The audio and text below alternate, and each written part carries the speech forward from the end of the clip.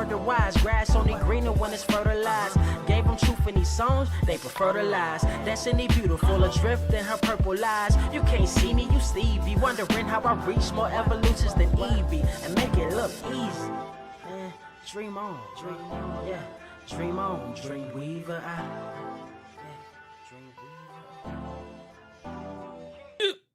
Yep. What is up, Earth's mightiest subscribers? It is your boy Ernie the Blerd without fear. Got the homie Carter presents. Welcome to episode 300 and was it 67? Is it 67? Damn. Of the Blerd Cave, the #1 comic book news stream on this and the other Earth in the multiverse that you can find right here on YouTube. But you can also find us on Spotify. Find us on Google, Apple, iHeartRadio, pretty much anywhere good podcasts may be found. And if you do so, make sure you go leave us a rating so we can find more users like you. Anyway, what's going on? What's going on, Carter? How you doing? What's happening? What's popping? There were some books that came out this week. We might be. I think we'll be talking about one of them that came out today. But even with all the books that came out with, new Absolute Batman, which was low key hilarious. Goddamn. We had Power Rangers come out. We had Brian Hill taking over as the new top cop when it comes to all Miles Morales shenanigans. And I say all that to say, even with all these new books coming out, I was more focused on the shit that's been out. Same. If you're looking behind me here, or if you may have seen it in Ernie's Discord, because I see people always posting their hauls of what they picked up this week. Well, this mine right here. I picked up the complete edition of Afro Samurai, which is to say it's just both it's both mangas and a hardcover slipcase. Ernie brought it up last week, and that was something I had in single issues, but I never finished it. So 7 to Eternity was another one. Tokyo Ghost is another book from Rick Remender as well. This is back, and I said it in your Discord, this is back when I thought Rick Remender could do no wrong. I was real deal on this whole Uncanny X-Force was so cold, he could never do a slow book. And then I read Fear Agent the first time and was just like, Oh, it's okay. Maybe I was hasty. Yeah. Okay. Like, let me take it. I didn't say that. Yeah. Then I ended up reading Tokyo Ghost, which I did enjoy, but I felt like there was a lot more meat on that chicken that just got thrown in the garbage. That's how I felt about Tokyo Ghost. That's like fair. I feel like there was a lot more to that story, and it just kind of got rushed.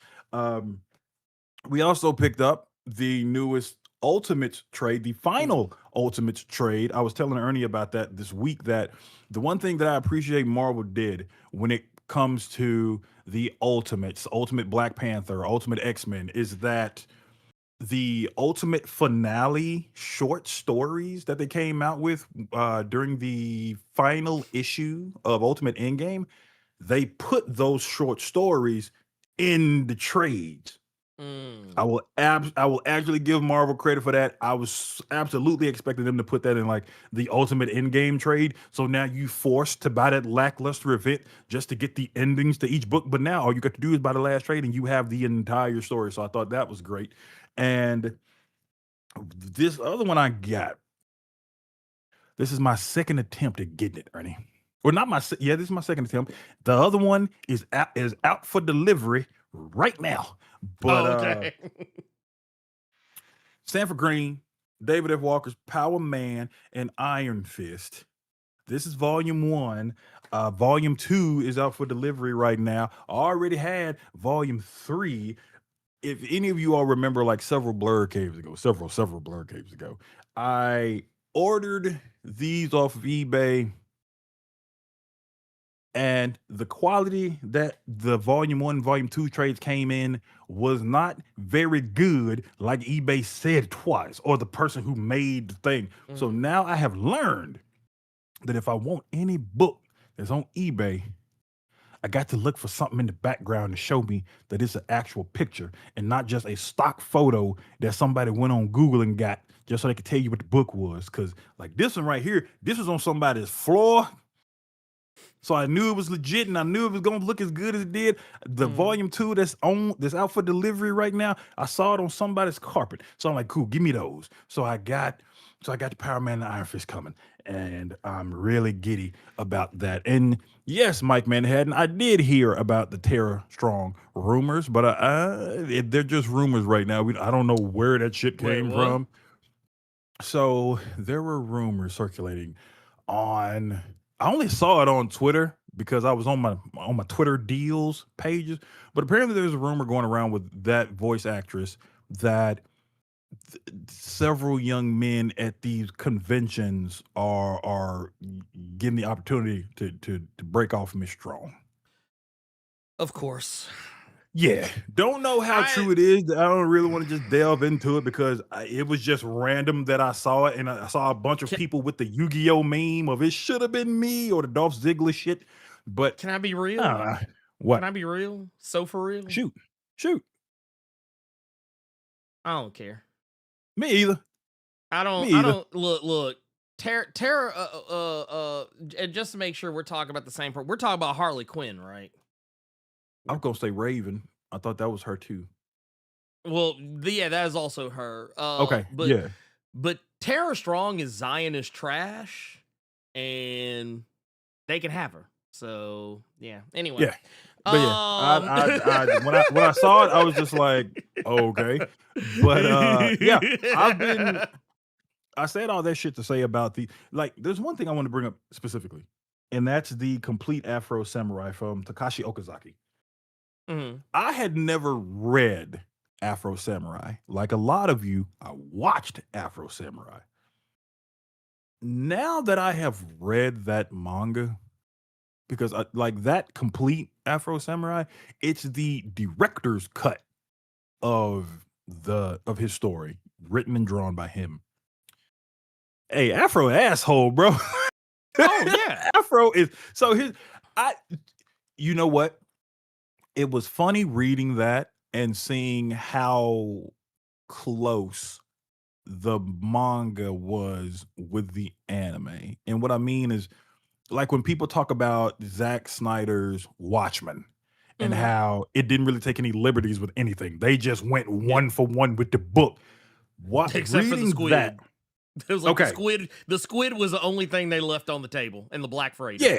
Yeah. So reading that and seeing exactly what I saw in the anime in paper, in book form, I thought was really cool. And they do that thing, even back in the day, that you and I kind of liked, where that entire thing is in black and white with the only color being blood.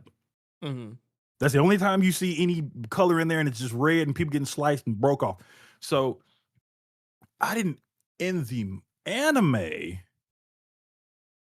Afro was just stuck on revenge, and he left the people that were trying to befriend him because he was focused on going after justice. And that right there, there's a story. There's a part, and I remember it in the anime, where there was like a rap concert or like a Mardi Gras thing going on in Japan, and Afro was there, and Afro proceeds to get jumped. Now, in the anime, he just broke him off and went on about his business.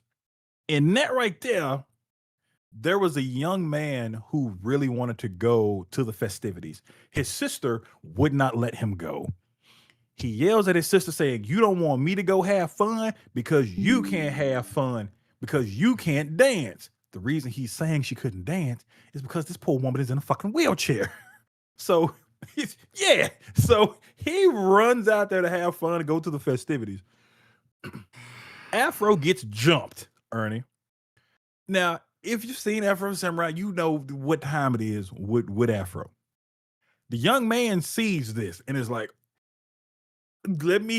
where's my sister? Before you have like 3 dudes lunge at Afro. when the young man goes to try to find his sister, Afro snatch him by the back of the collar Nigga, what? and uses and snatches him and uses him as a meat shield to be murdered by the dudes that's trying to jump him. Anime Afro would never do such a thing. So now this little boy is dead for taking his ass outside when he wasn't supposed to be. What happens to the sister then, Carter? I'll tell you, Ernie. The sister, out of her wheelchair, crawling to Afro. How could you do something like that? You took my brother away from me. You had him killed. I just want my brother back. She is crying. She is distraught. Afro still has people coming after him. What does Afro do? Hearing this, he grabs her by the neck, chucks her out there as a goddamn meat shield to distract this dude and get the guy's attention so that he could cut the guy's head off with the sister's head, pulled out his blunt, went on about his business. This Afro is not a nice man in this manga, dog. No, he's not. No, he's not. I want to Samuel L. go. Jackson would never. I want to go back because I want to scroll back because there was something you mentioned that kind of is tangential to something I was going to bring up on the show anyway. Okay. And that is you brought up David F. Walker. Yes. And I want to be the person who can pass these savings on to you all because I know we have a lot of David F. Walker fans in the chat. But there is a book. And I got the pleasure of getting it because I backed another Kickstarter of David. Some of y'all might remember. Better not be what I think it is. Some of y'all might remember the Monster of Blackenstein. Yeah. Monster of Blackenstein. Well, during the Kickstarter, you could pick up other books that David had done. Well, during that Kickstarter, and I don't think I have it. I don't have it anywhere like out in the open where I can just regularly grab it. Okay. But I saw that you could pick up the death of Bobby Hart. Yep. And which is it's basically and it's basically like a noir style graphic novel that is about the actual Bobby Hart. It's really good, really good. But the thing is, it's not something you can readily get your hands on. So David put up a Kickstarter recently. It's already funded, but this is just kind of more of a icing on the cake. He wanted to get it reprinted, for a new audience. And I wanted to share this Kickstarter just so that maybe anyone in the chat who has yet to get their hands on it. This is it right here. But no, this is the story. Yeah, this is a story. Yeah, it's a really cool one too because especially if you're kind of at least tangentially familiar with Bobby Hart and the shenanigans kind of surrounding that. But yeah, basically, and I actually did not know the exact page count, so this is actually pretty cool in and of itself. But as he says on the Kickstarter here, I'm gonna zoom this in just a little bit so y'all can see it a little bit better. But it says I'm back on Kickstarter to help fund the second print of The Death of Bobby Hart. This is the exact same story as the first run. 68-page main story and more than 30 pages on back matter. You had me right there. Like, honestly, you had me on the 68 pages with the back matter. You really got me. I like my books big back. I like big back books. Big back matter books. That's what we want.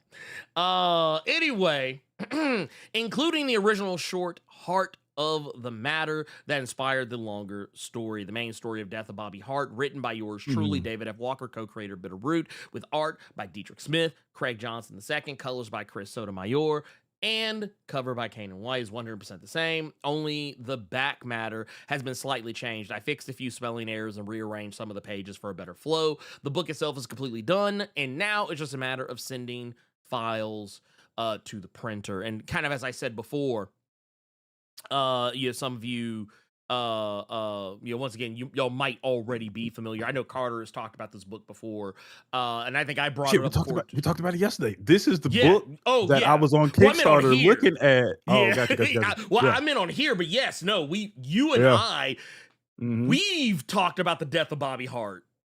I think probably more than a few times, just privately.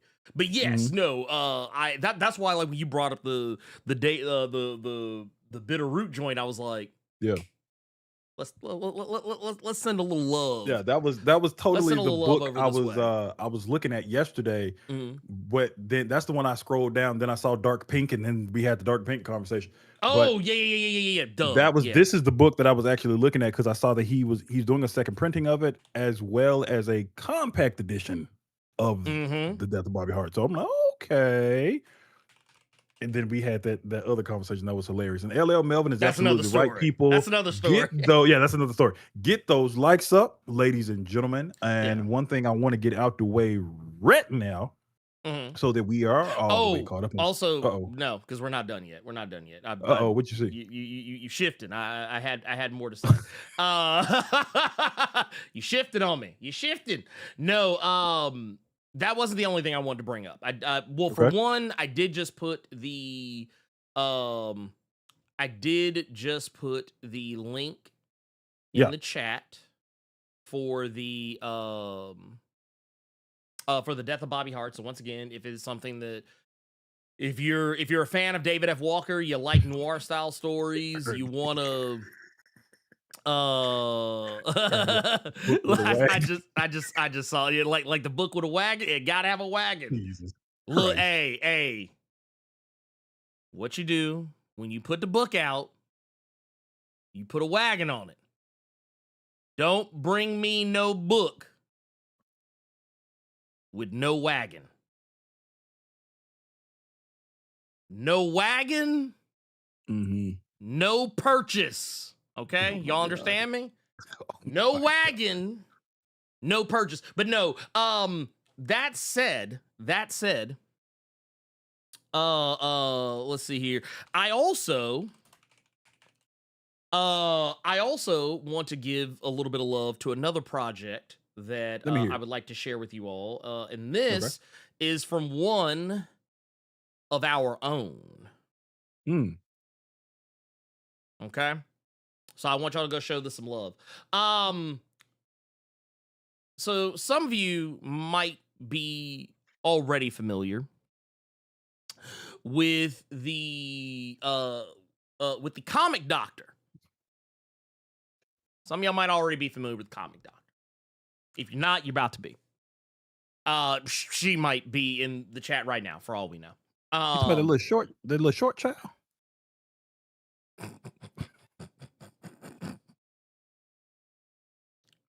Ain't that who you talking about? Little short child? I can't stand your black ass. Anyway, Dr. Kaori Knight over on TikTok, but also the Comic Doctor over on YouTube. Friend of the channel and friend IRL. She has a Kickstarter that she has literally just put live. And it is a really cool story that I've kind of gotten to chit chat with her about this, and we've been kind of talking back and forth about this book since she originally started working on it, because it's largely through a lot of poking and prodding by myself and Captain Diesel, because we kept telling her, like, well, you write books, why don't you write a comic book? And well, she finally did. And the comic just hit Kickstarter. Literally, I think she put it up in like the last hour. And the comic is called Death by Secret. So go back this project. This is, as it says right here, Death by Secret, a serial killer of serial killers and abusers. She moves through the world in shadow, ready to be the villain if needed. And basically, she showed me a lot of stuff from it. I I can't tell you everything that I know about it, but I can tell you a little bit. But this Death by Secret is basically one of the opening scenes that I got, or I don't know if it's the opening scene, but I know it's one of the scenes I got to see. Basically, it was like you're getting to see this character kind of move through a world of very terrible people and basically make them suffer. And in a world where abusers and traffickers and just people who are just generally awful people get away with literal actual murder, it was really nice to see something where basically people were being put to task, being put to task for what they have done. Yeah, you goddamn right I'm doing it now. You goddamn right. By the way, yes, the Comic Doctor's Office. Yes. I have literally, I did I was gonna back it while we were talking about it, but I was like, I ain't showing y'all my credit card information. Y'all mind your business, because y'all be trying to pocket watch. But no, this story is gonna be really good. I think a lot of people in the chat will really enjoy it. So I'm just gonna say, just for me, and also for the good doctor. I think y'all should go check it out. I'm going to place a link. I'm going to place a link in the chat, same as I did with the other one. And like I said, I think you guys are Maverick. This is actually the scene I was talking about right here. It's on the Kickstarter page. But yeah, you see right here. Yeah, you see the good Reverend out here who's been out here perpetrating. And you see that, like, yeah, this isn't going to be like, yeah, you might think, oh, the serial killers. You might be thinking like, oh, it's gonna be like Dexter. Like, no, she moved different. She moved different than Dexter. She moving. And she move. She got. Yeah. Well, I'm looking at the Kickstarter. I'm like, wow, she real deal got the Carmen Sandiego of murderers running around here in the story, man. Hey, you know what? I ain't gonna hold you. Hide in the face so you never know what they look. Oh, bro. They're like, hey, where is Carmen Sandiego? Hey, I'm here for it. I love it. But no, let me get the link. Let me get the link. Let's put this in the chat. Death by Secret Kickstarter. Y'all have fun with that. Futurama, because why? What do you mean? Every time your ass has said death by, I was waiting to hear snoo snoo. Death by snoo. Oh, that's, you know what? Honestly, that's fair. That's fair. Every time. That's a fair. You know what? But shout out to Kaori Knight. Yeah. Ladies first comic book. Is she a real doctor or is she a Cheyenne Bryant doctor? I'm just asking. I mean, I'm not throwing shade. Look, I don't have any anger toward her for calling me Milky Way last week and thinking I forgot it. I'm just asking. This man out here trying to get Teray on the case. Oh, also, just in case anyone comes to this at a later date, I'm going to put the links. I'm gonna put the links to both Kickstarters. I'm gonna put them in the description, and they will be on Spotify and Apple Music and wherever you get your pods. So yeah, there you go. Boom. Okay, so description is updated. Okay. Both links, everything, all in there. Those are two Kickstarters that I'm absolutely the only reason I haven't actually backed the Death of Bobby Hart with you is because I already have the Death of Bobby Hart. But I think I'm gonna just back it anyway because it's only got 9 days left. Yeah, that's also another thing that is of note. Yeah, if you're watching this, especially if you come back on the VOD at the time that we're talking about this. Death of Bobby Hart reprint has 9 days left. Okay. The Kickstarter for Death by Secret, it literally, like when I say it literally just started, man, it literally just started. Like I think it started just like a little bit before we went live.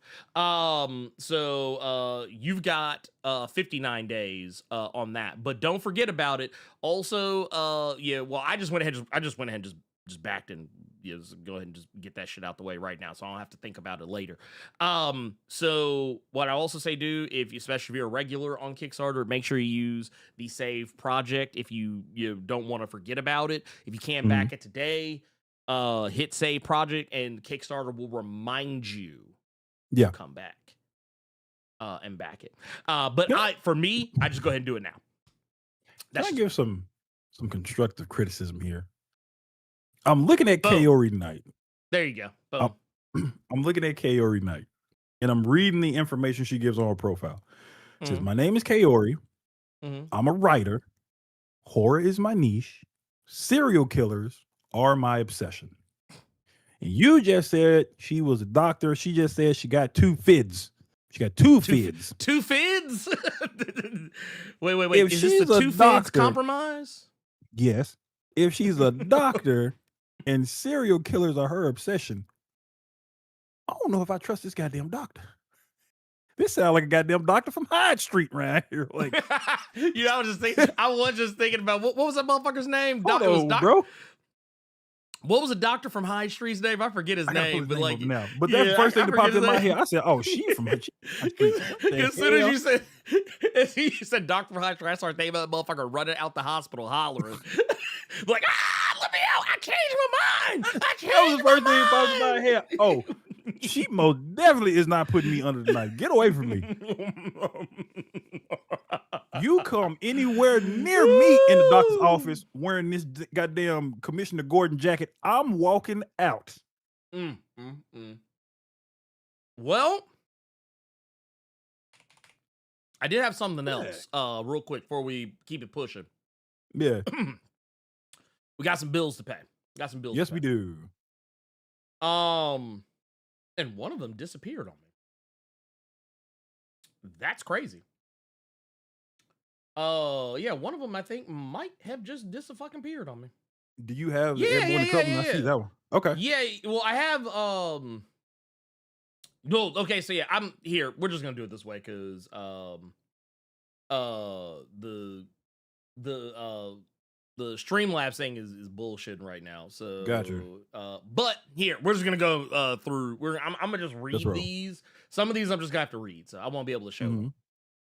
But Ed Boy in the Cut hit us with a 5. Yes. Says, long time no see, ya boys. Said, I can't wait for Insomniac's Wolverine game. Took off of work for it. And then also Philip Kenny Johnson is steady killing it on his Hulk run. We're gonna talk about that here a little bit later too. Yeah. Go ahead, shoot. Are you ready? Can you wait for Insomniac's Wolverine game? How you feeling? I saw he just put out a prequel comic too in regards to the game, but don't fucking do that, dog. Can't tell niggas nothing, bro. No. I've long held my stance that I'll probably skip some of the cutscenes just because I'm good. But no, the game looks great. I think the game looks fun. I mean, honestly, it's a Wolverine game, so I mean, I'm not expecting Citizen Kane, or anything like that. I'm not expecting like hell, I'm not even expecting Arts in the Park. But no. I'm looking very forward to it. Okay. I can't wait to chop motherfuckers up. Put them butter knives to work on somebody. Though I will say there's a thing I've been thinking about ever since the details of that game became clear. And it'll all make sense to me.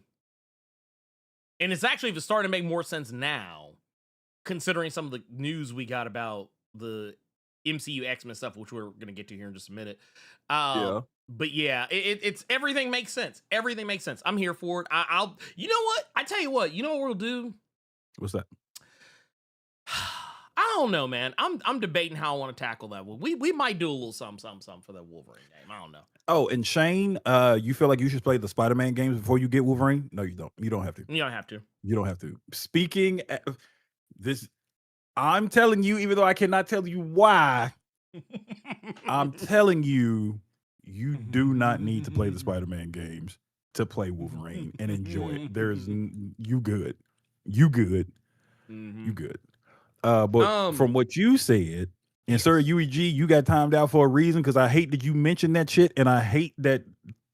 Well, I can't say nothing, but it sounds to me like the Blerd Without Fear is going to open the coffin up to that Blerd Got Game channel and stream that Wolverine game. Now I'll probably just do it on here. Why is Carter so? I know you meant knowledgeable, so I'm gonna let it ride, Jeremiah. Why is Carter so knowledgeable about this Wolverine game? Mind your business. That's why. Learn how to spell knowledgeable. That's why, Jeremiah. That's why. Don't worry about what I was doing at Insomniac last year. Don't worry about that. Mind your business. That's why. But no, they're not connected like that. You can play Wolverine, shut your brain off, and enjoy the snick. A lot of y'all are gonna have a blast with that game. I can't wait. I will say, and this is the only thing that I will say, Metal Gear Solid fans, there's something in there that might hit a memory. That's all I'll say. All right. I think I know what it is. Yeah. Of course you know, goddammit. Thank you to Mr. Dynamo himself, Mr. Shin Godzilla himself, gifting 5 Blerd Without Fear memberships. I really appreciate that. Ernie appreciate that. And I wish I hadn't seen that comment. Flominum. To me, my jingle. I fucking hate you. Get that 1999 X-Men Super Chat. Fabric 86. Fabric 86 in the golden age of the Blerd Club for 15 months. And Afro Samurai. Yes, you are absolutely right. I hate that I was so on the fence about getting it, but I'm really enjoying that thing. Just in me not knowing how the art was, all in black and white with just the blood being the color. I'm really enjoying that manga. Highlight with another Little Caesars hiding ready with the 5. He said this is a random question, but I'm down a Jeff Lemire rabbit hole lately. I started Gideon Falls. Do you guys have any essential recommends? Not Absolute Flash. The one book I can give you. I ain't gonna lie, that's not what I thought you were about to say. I thought you were about to be like, yeah, Black Hammer. There you go. He just finished. There you go. That's the one I give you. I wouldn't expect that motherfucker to be like just shit on Absolute Flash. Like God. That's what I was gonna give. Black Hammer. I give you Black Hammer real quick. He's dead already. Black Hammer is one. Another one I could give you would be Animal Man from DZ that was doing a New 52 run. Black Hammer, Animal Man. Oh shit! The first half of the Terrifics. Yes, the Terrifics first half. I would actually say too, the Jeff Lemire Green Arrow. I liked his Green Arrow and oh, you good? Don't die. So here's the thing. There's a certain individual that was talking about certain comic book runs, and Jeff Lemire's Green Arrow run came up. For all of you that don't know, it just had a deluxe edition hardcover just re-released for it. That just got reprinted for it. It's out and about right now for Jeff Lemire's entire run. This isn't more about Jeff Lemire. This is more about the artist for that book, Andrea Sorrentino. Oh, there's a certain individual that you don't take too kindly to that was talking about the Jeff Lemire Green Arrow run, and one of this individual's biggest complaints was that Andrea Sorrentino did the art, and their art is not good. It's very stiff and lifeless. Wait, but wait, they're wait, wait, wait, wait, wait, wait, wait, wait, wait, wait, wait a minute. Wait. Andrea Sorrentino's art is very stiff and lifeless, is what they said. But their favorite artist is Greg Land.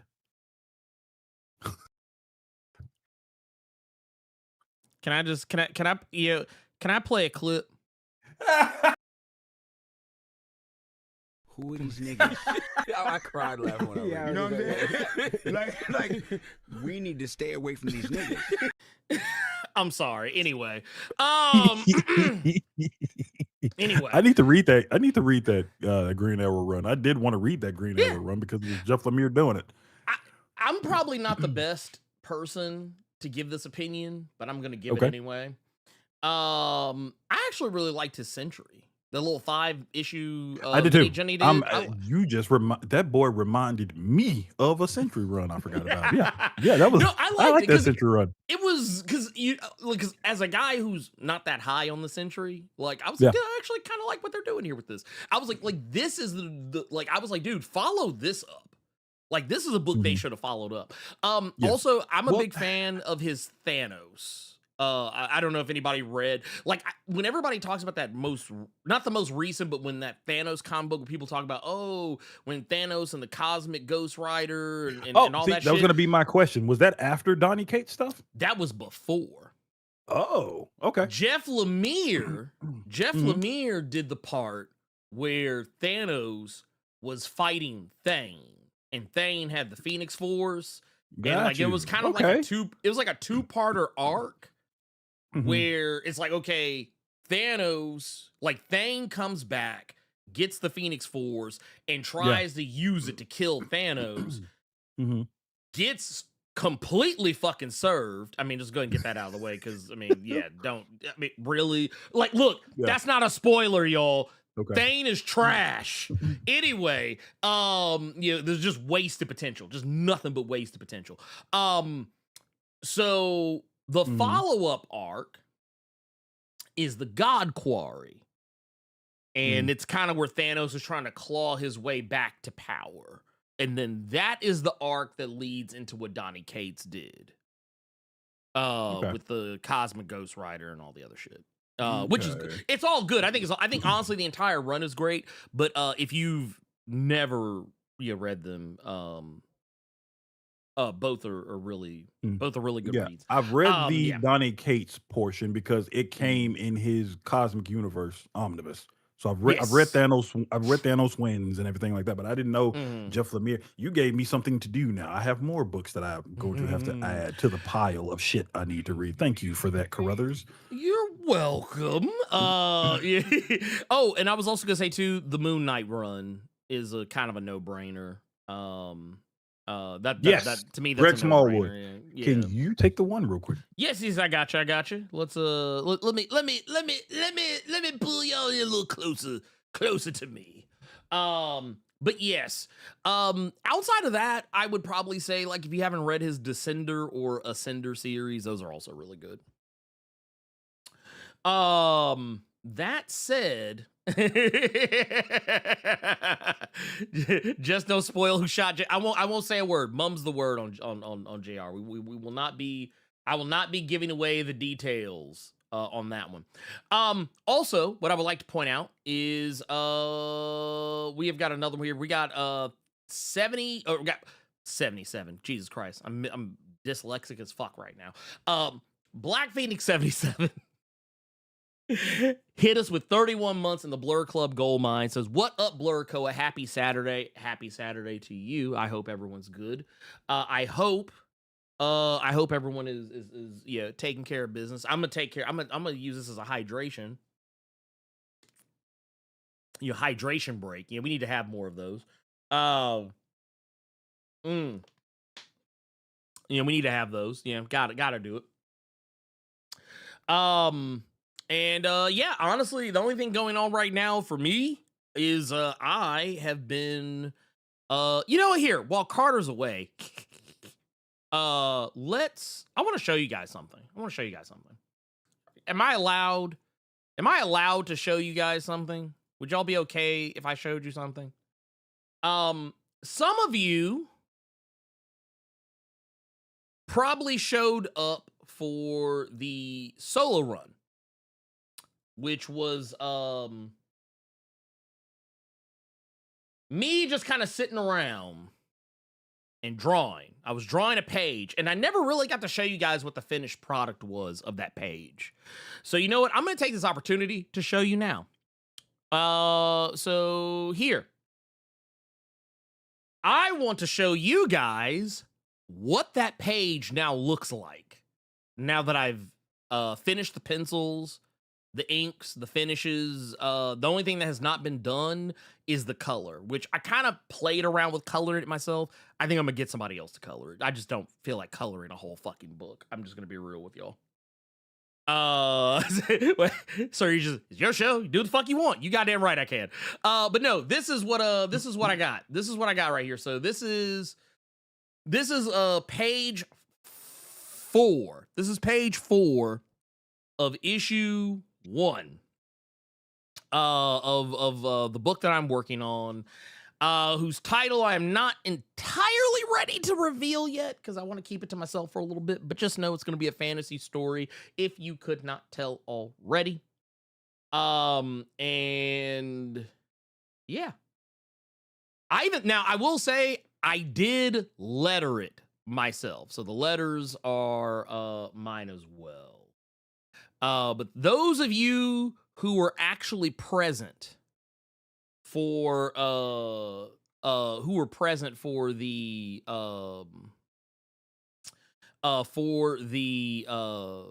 for that episode of the solo run, some of this will look very familiar.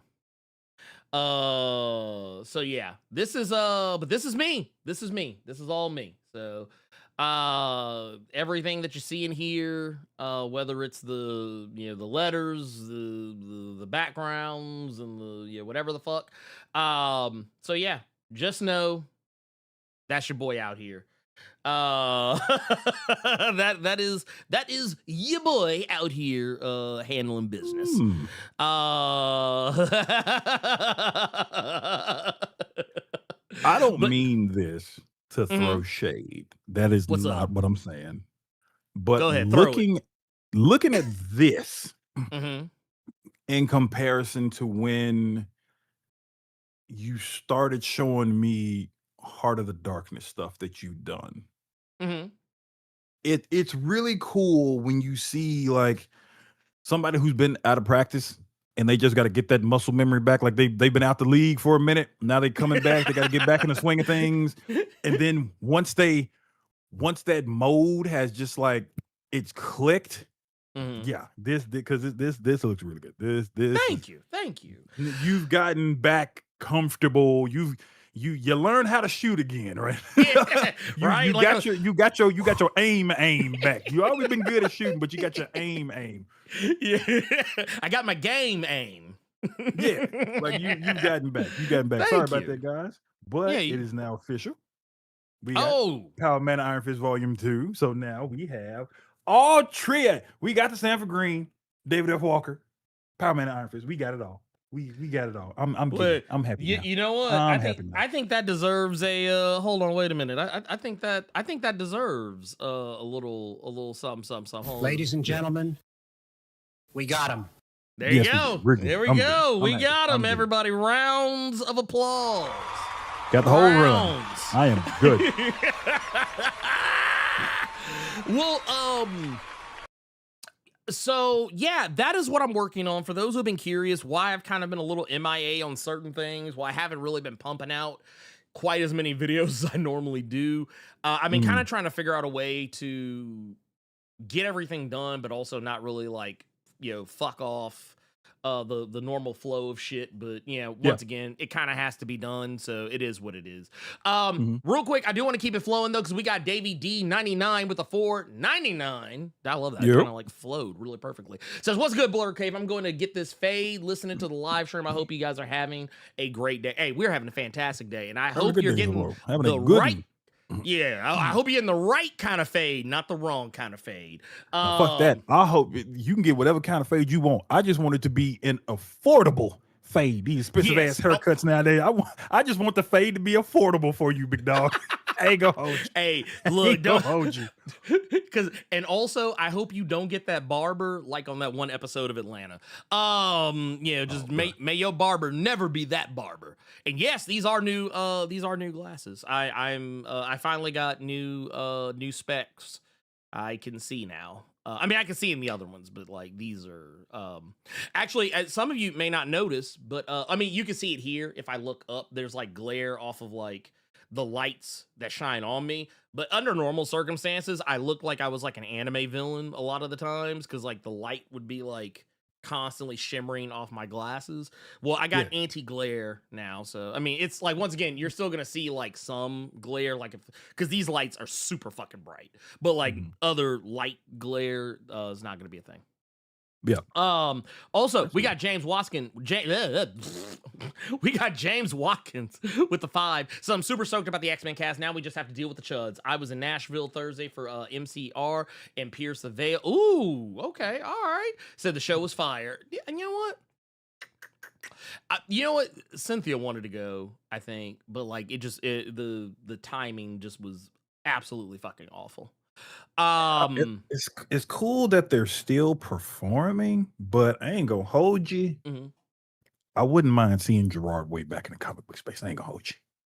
Yeah, no, same. I mean, put him back on. Put Gerard back on Doom Patrol. Yeah, be done with it. Shit, the first issue of the new one ain't even came out. God damn, Ernie.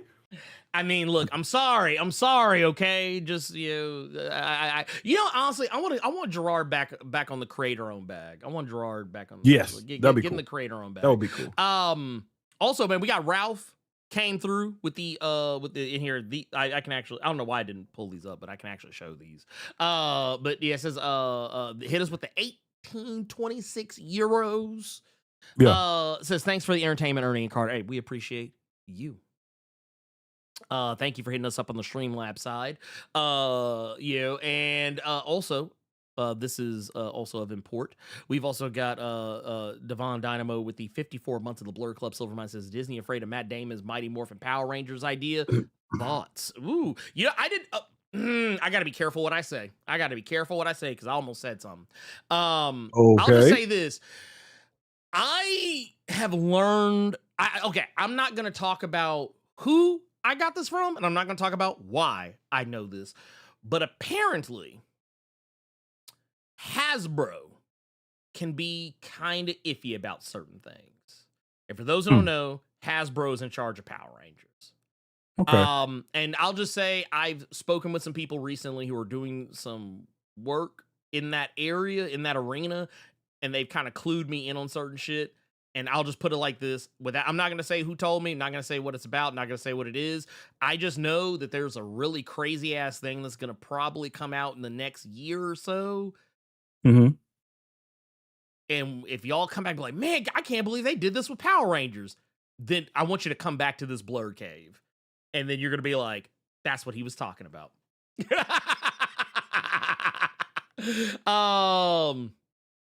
Also, we got LA chilling with the 48 months of the Blerd Club. Silvermine says, been a minute, just showing love. Stay up pimping. We appreciate you. Thank you for pulling through. We love to see it. We love it. Absolutely love it. And you know what also we love? What's that? Getting on with this goddamn topic. Really, there's a lot of announcements. There's a lot of crazy things that happen. A lot of trailer and announcement shenanigans. But I think the biggest thing that everybody's really talking about, because it's come up multiple times in the comments and in the chat here, but the biggest thing that has kind of been making the rounds is that, Carter, we got our X-Men. Yes, we do. We now know. I don't know if we got our X-Men. Well, the public has their X-Men. The people. I say that for a reason, y'all. I'm gonna let Ernie do his thing. The peeper. So no, we've got the I don't think this is the entire cast. There's going to be other people that'll probably be involved in this as well. But I will say this is a brave choice to make, because there's one thing that is not present in the casting announcements. Okay. And that's Wolverine. Yeah. Which honestly, don't want to see him. Do not want to see him. I need to miss Wolverine. I gotta miss him. I can't miss him if he don't go away. So here's the thing. So this is what we got. Basically, we have the director, who I think is going to be familiar to a lot of people. Was it Jason Schreier? I believe, who's basically the director of Thunderbolts, which this wasn't really news. We kind of knew that this was, going to be the case. We knew who was going to be directing it. I don't think it was ever really truly a mystery. And then we've also got, obviously we have, Sadie Sink as Jean Grey. That's a big fat duh, because, brand new day. Look at this guy. Look at this guy. Look at this guy right here. I was fucking with my mic. I was getting the shit off my mic. This guy. We've also got Kit Connor as Scott Summers, aka Cyclops. This was technically already reported on, but once again, this was it's one of those things. Like, until Marvel actually says it, I just don't believe anybody else, because people be out here lying. Because that's what I didn't tell you. That's what I didn't tell you.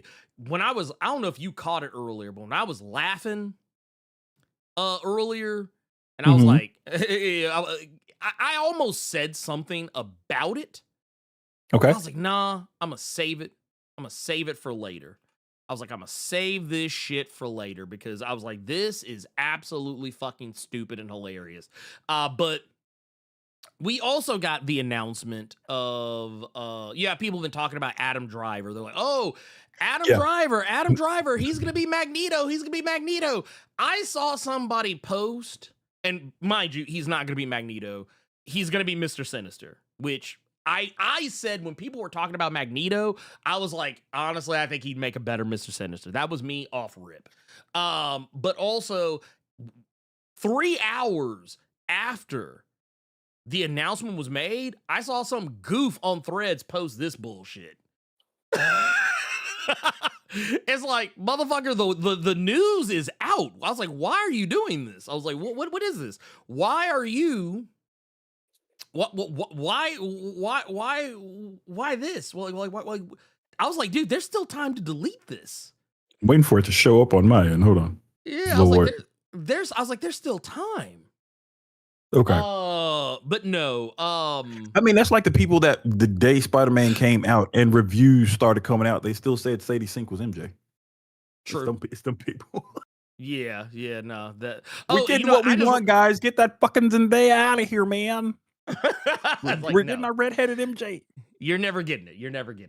But no, we've got Adam Driver as Mr. Sinister. Samara Weaving, which was also already kind of like that, also leaked. She's going to be portraying Emma Frost, which I'm 100% here for. I like this casting. We have also got our Professor X, which is going to be Christopher Abbott.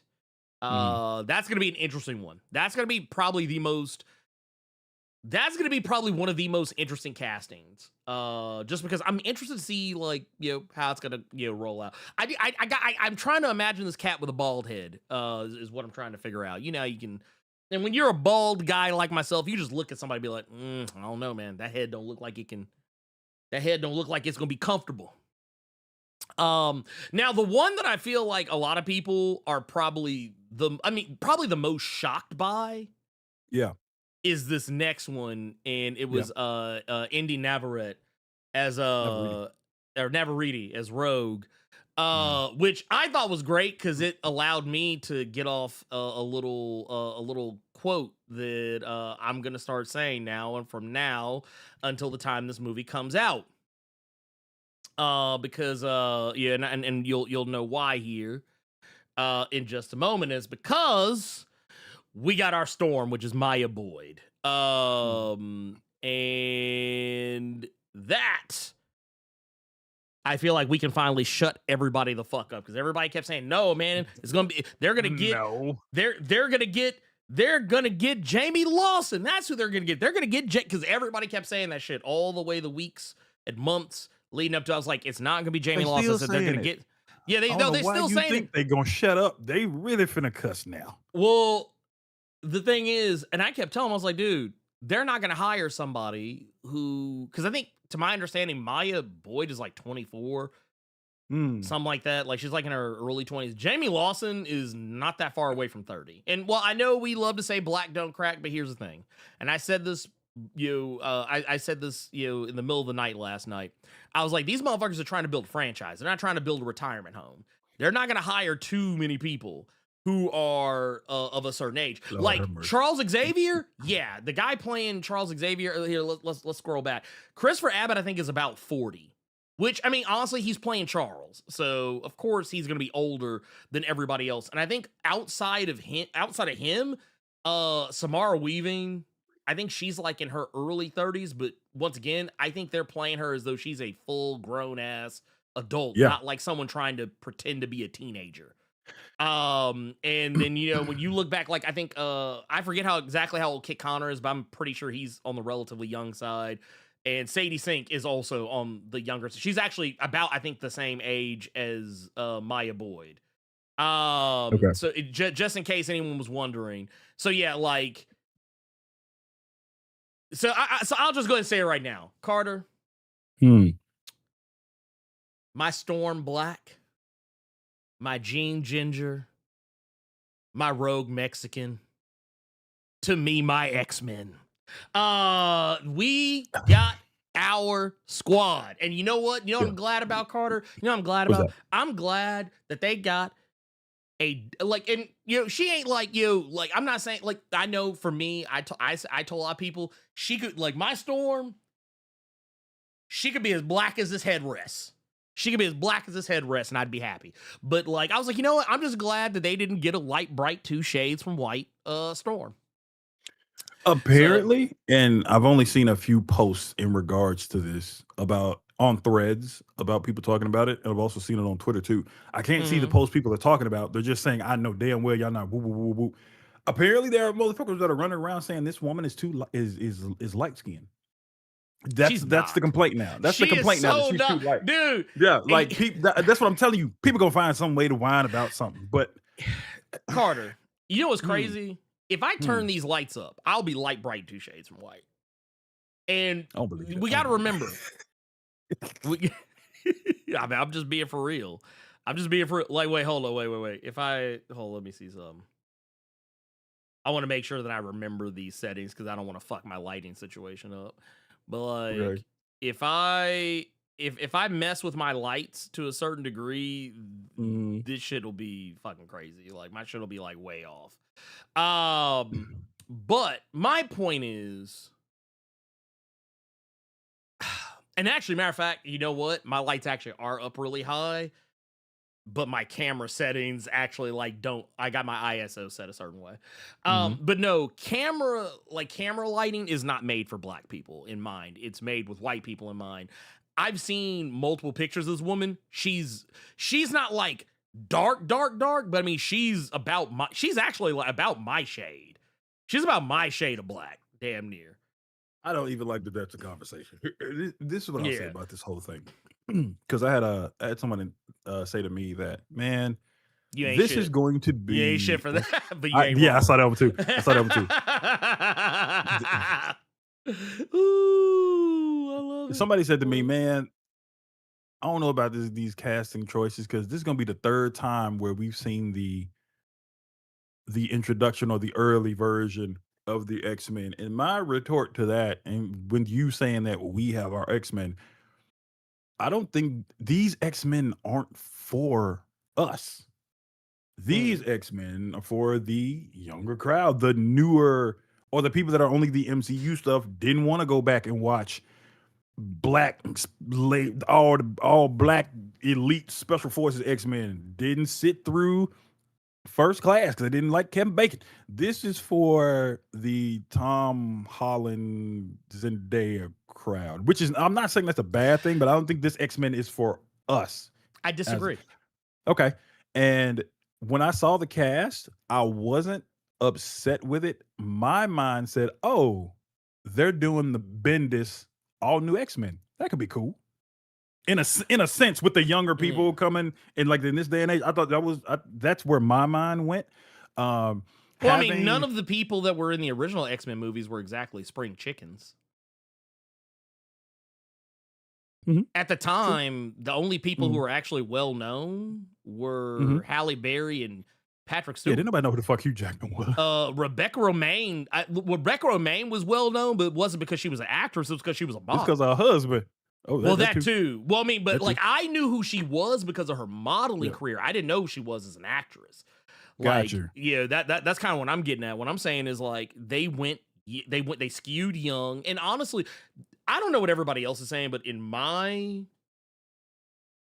feed, in my circle, I haven't seen anybody complain about the ages of the people. I haven't seen like people who are like as old as I am and have been fans of X-Men as long as I have. I have not seen anyone complain. Like they've actually said, yes, this is what it should be. They should be younger. They shouldn't be pushing 40. Talking about, oh, we're young in a world that hates fear. Get that shit. Get that bullshit the fuck about my face. 40-year-olds, and I don't want to see a bunch of 40-year-olds going to class. No. I don't.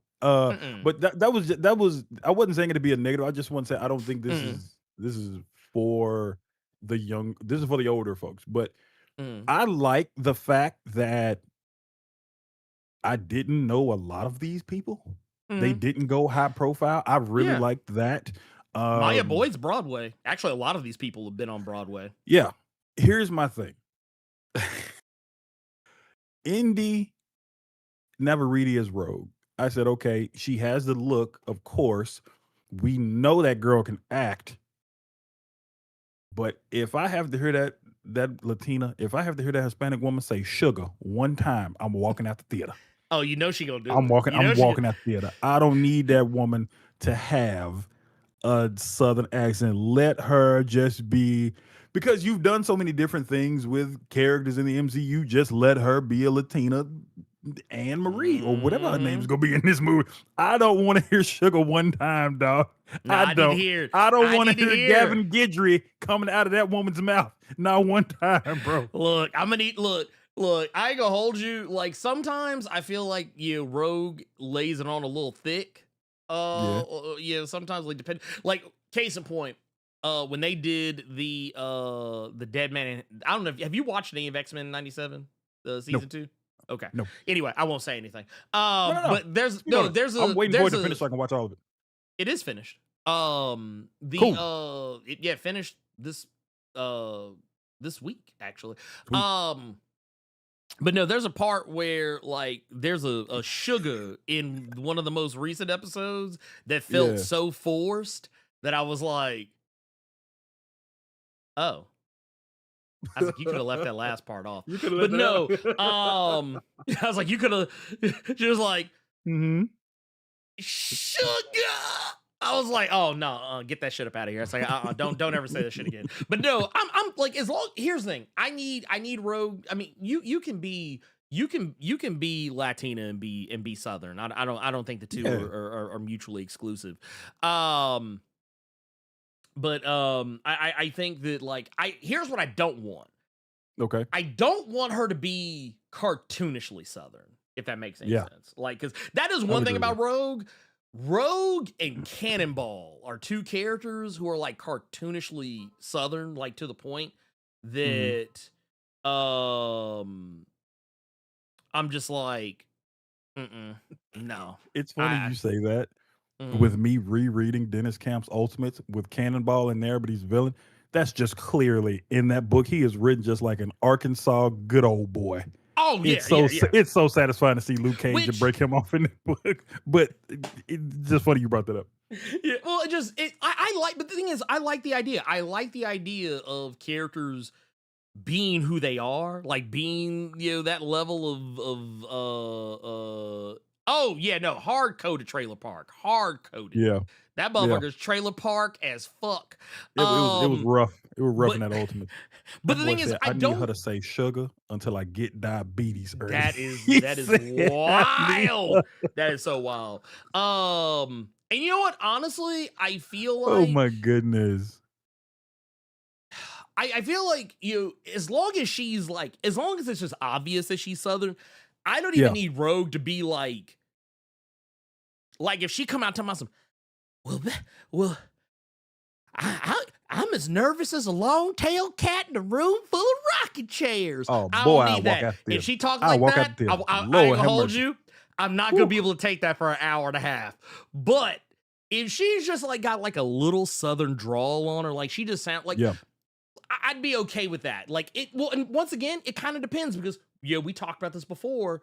Robert Downey Jr. I didn't think that he was gonna put on an accent to play Doom. But when he put the accent on, I was like, you know what? I actually I can hear Robert Downey Jr., but because he's wearing the mask, I don't think about it being Robert Downey Jr. I'm thinking about Doom. And I was like, that's what I kind of wanted to be. I kind of want Indy to pull one of those moves where it's like I'm not thinking about it being her. I'm thinking about it just being Rogue. Gotcha. Once again, it could be what it is. But what do I think? Who do you think is left to join this lineup of X-Men? Honestly, I don't foresee a lot of extra characters being added. I would like for there to be a Beast or an Iceman, or something present, but it doesn't have to be. I honestly think, and you know what? I want to. Some people might agree, some people might disagree. But here is something I will say, and I stand by it. The magic number for the X-Men, to me, is 5. Now,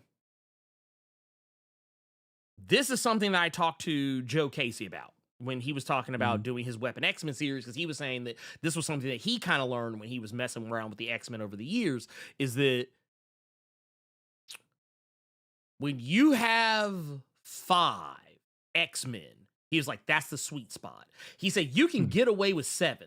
He said, you can get away with 7, but he said 5 is always going to be the sweet spot because it's the one that gives you the maximum amount of storytelling potential, because you're going to be able to focus all of these characters. No one's ever going to feel like they're being left out in the cold when it's 5. He said, if it's 7, he said, you run the risk. There's a risk that someone is going to end up getting short shifted, but 5 to 7 is about where you kind of want to be. And to look at this cast, like I said, you got a Storm, you got a Rogue, you got a Emma Frost. I don't count Xavier in the 5, but you got a Cyclops, you got a Jean. And you honestly, got Emma. That's 5 right there. If you because Yeah. with Emma and Xavier being the grown folk, you got 5 right there. I think that's more than enough. I disagree with this one comment I see in the chat saying Colossus is a must. Absolutely disagree with that. I disagree with that. I don't think he's a. Okay, I I don't tell think you he's a what. must. I would like to see him. Here's what I like to see. I would like to see characters focused that have not normally been focused in the movies. So if they did do Colossus, I would be fine with that. Yeah, I'd give you that one.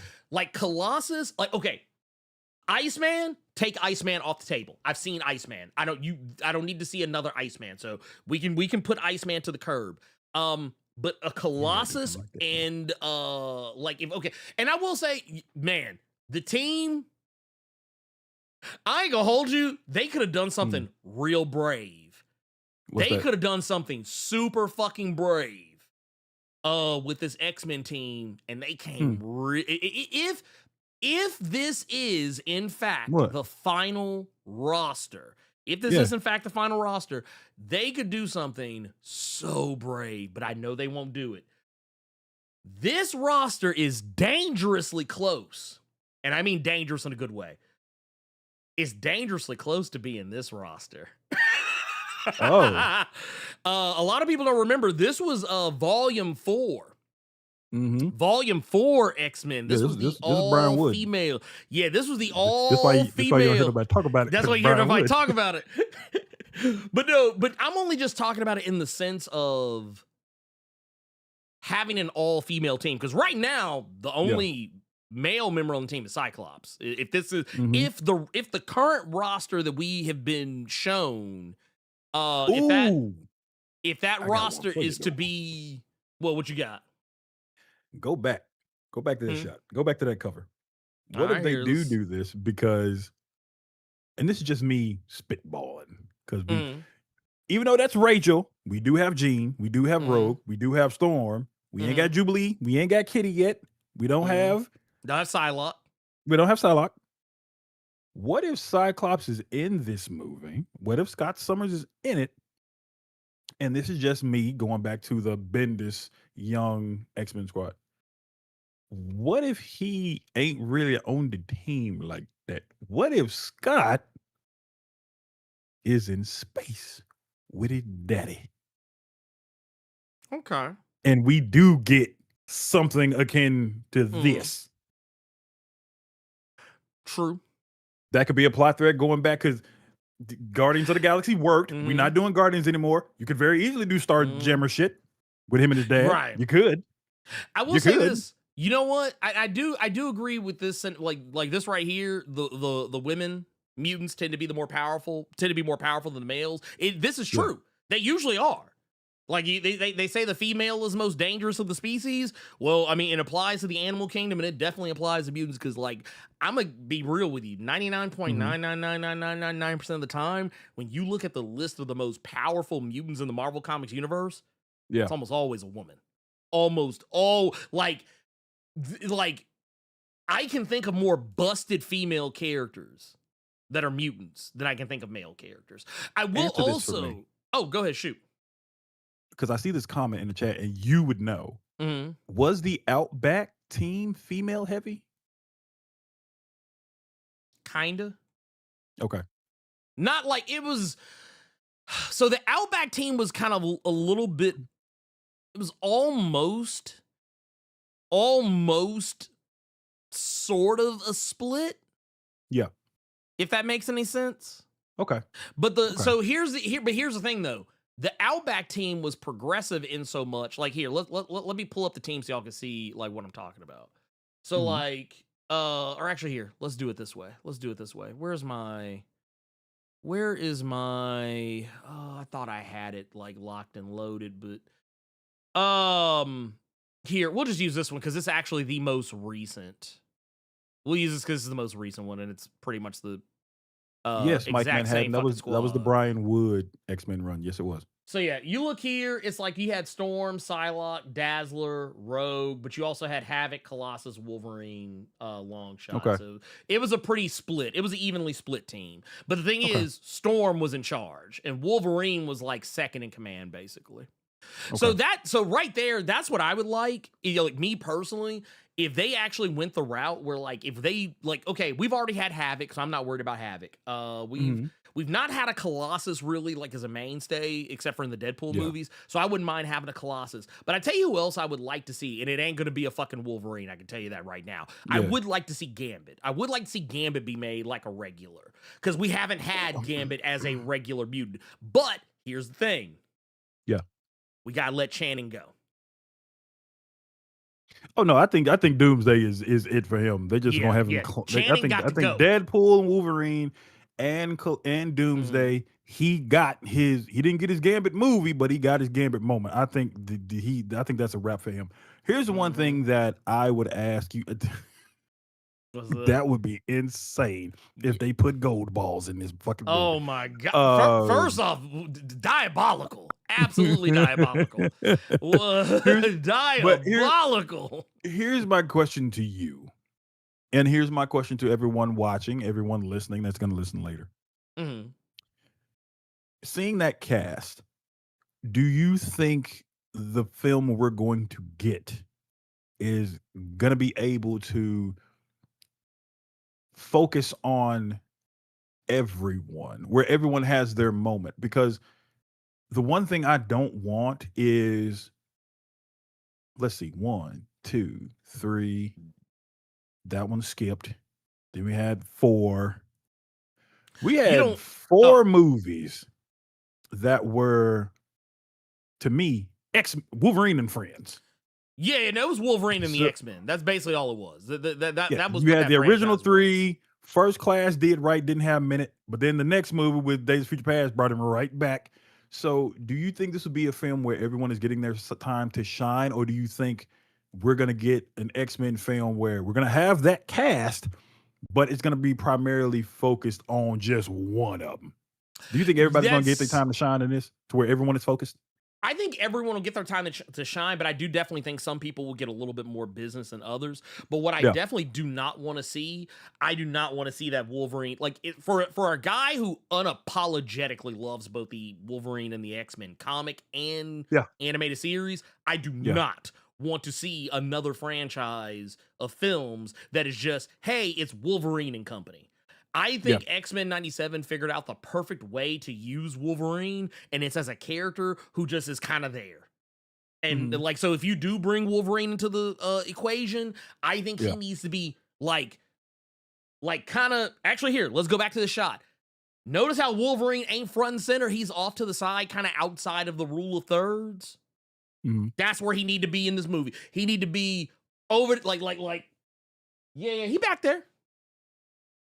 And then, like, he gets in, jumps in, cuts some people up, do some little slicey dicey, maybe says a one-liner, and then boom, get him up out of here. You know what? I don't need him as the main character. You keep saying Wolverine, and looking at this cast, I do think we're going to get Wolverine, but I don't think we're going to get the Wolverine people are thinking. I feel like just looking at that cast, I would not be surprised.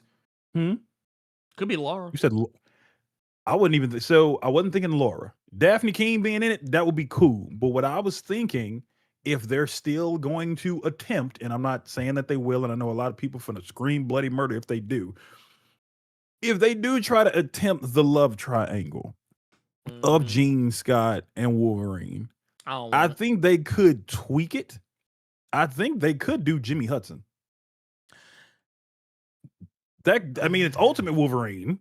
And he was a younger one. He had claws. No, you can keep that. You can keep that. That's your Wolverine. Nah. You could have Hugh Jackman that had his time, but we're doing something different. I'm just saying.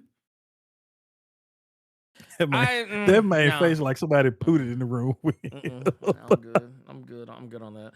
Well, I mean, because here's the thing. Wolverine can be old. Like, Wolverine can be an older guy. Like, I'm fine with that. Yeah. I'm fine with Wolverine being an older guy. Because, I mean, he is. He's fucking old. Guy's over... No. I get that part, but I'm just saying, with that young crowd, I would not want to see some Gene Scott and Logan. Well, no, that's what I'm saying. I don't even want to see the love triangle, because it's a stupid love triangle. It's like, okay, here's two pairings. Okay. Of characters that don't make no goddamn sense. And I think people only did it to get folks riled up. Uh-oh. That's Wolverine and Jean. Wolverine and Storm. To me, I look at those pairings the same way I look at Superman and Wonder Woman. I'm like, they don't make no sense. They don't make no sense to me. Get that bullshit out of my face. I liked that book. Fuck you, dog. Greg Pak did a good job on Superman, Wonder Woman. Watch your mouth. I like that book. And when you say Wolverine and Storm, my mind just went to the original Fox Kids X-Men cartoon when I saw them making out. When Wolverine had the purple outfit on. I thought I had that toy. You couldn't fuck with me. I had that toy. I mean, yeah. All in all, I have no problem with this cast. I dig it. No. Like I said, I would like to see a little more color on the team, being honest. I mean, you know, I know that Indy is she's half Mexican. and we got Storm, but I'm a be for real with you, man. I need some flavors other than variations of vanilla on the team. I at least, I tell you what, can we get a sunspot? Can we get an actual accurate sunspot maybe or something? Can we get like, I know some people said Bishop in the chat. I don't want to see Bishop just yet because I don't want to see Bishop yet. Bishop implies time travel shenanigans off rip. Even if time travel shenanigans aren't a thing, it's going to be one of those situations where it's like, well, you know, some time travel bullshit's about to come up. So, what I would prefer is maybe go towards some characters people aren't as familiar with to get some more color on the team, which is why I think like a Sunspot would be perfect. I think maybe I think a Jubilee would be nice, considering Jubilee never really got to do jack shit in the movies. That would be nice. If But you also, do Jubilee, I'd like a more non-whatever Jubilee. what do you mean? Give me in the movie, she wasn't really there, but when I think about the cartoon, it was just party girl fireworks. I would like to see more. You can make her like younger, but I'd like to see like older, wiser, more serious business Jubilee, if I can be honest.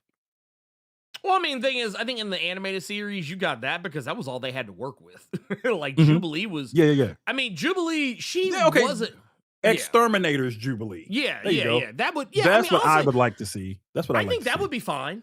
Well, and the Okay. thing is, since they're doing a younger cast anyway, I mean, honestly, you kind of have to have at least one character that's probably a little younger than the others. Because I mean, that's kind of that. Like, because basically, Jubilee was just like Kitty Pryde 2.0 is what she was. Mhm. You have to have that character that's younger than the others.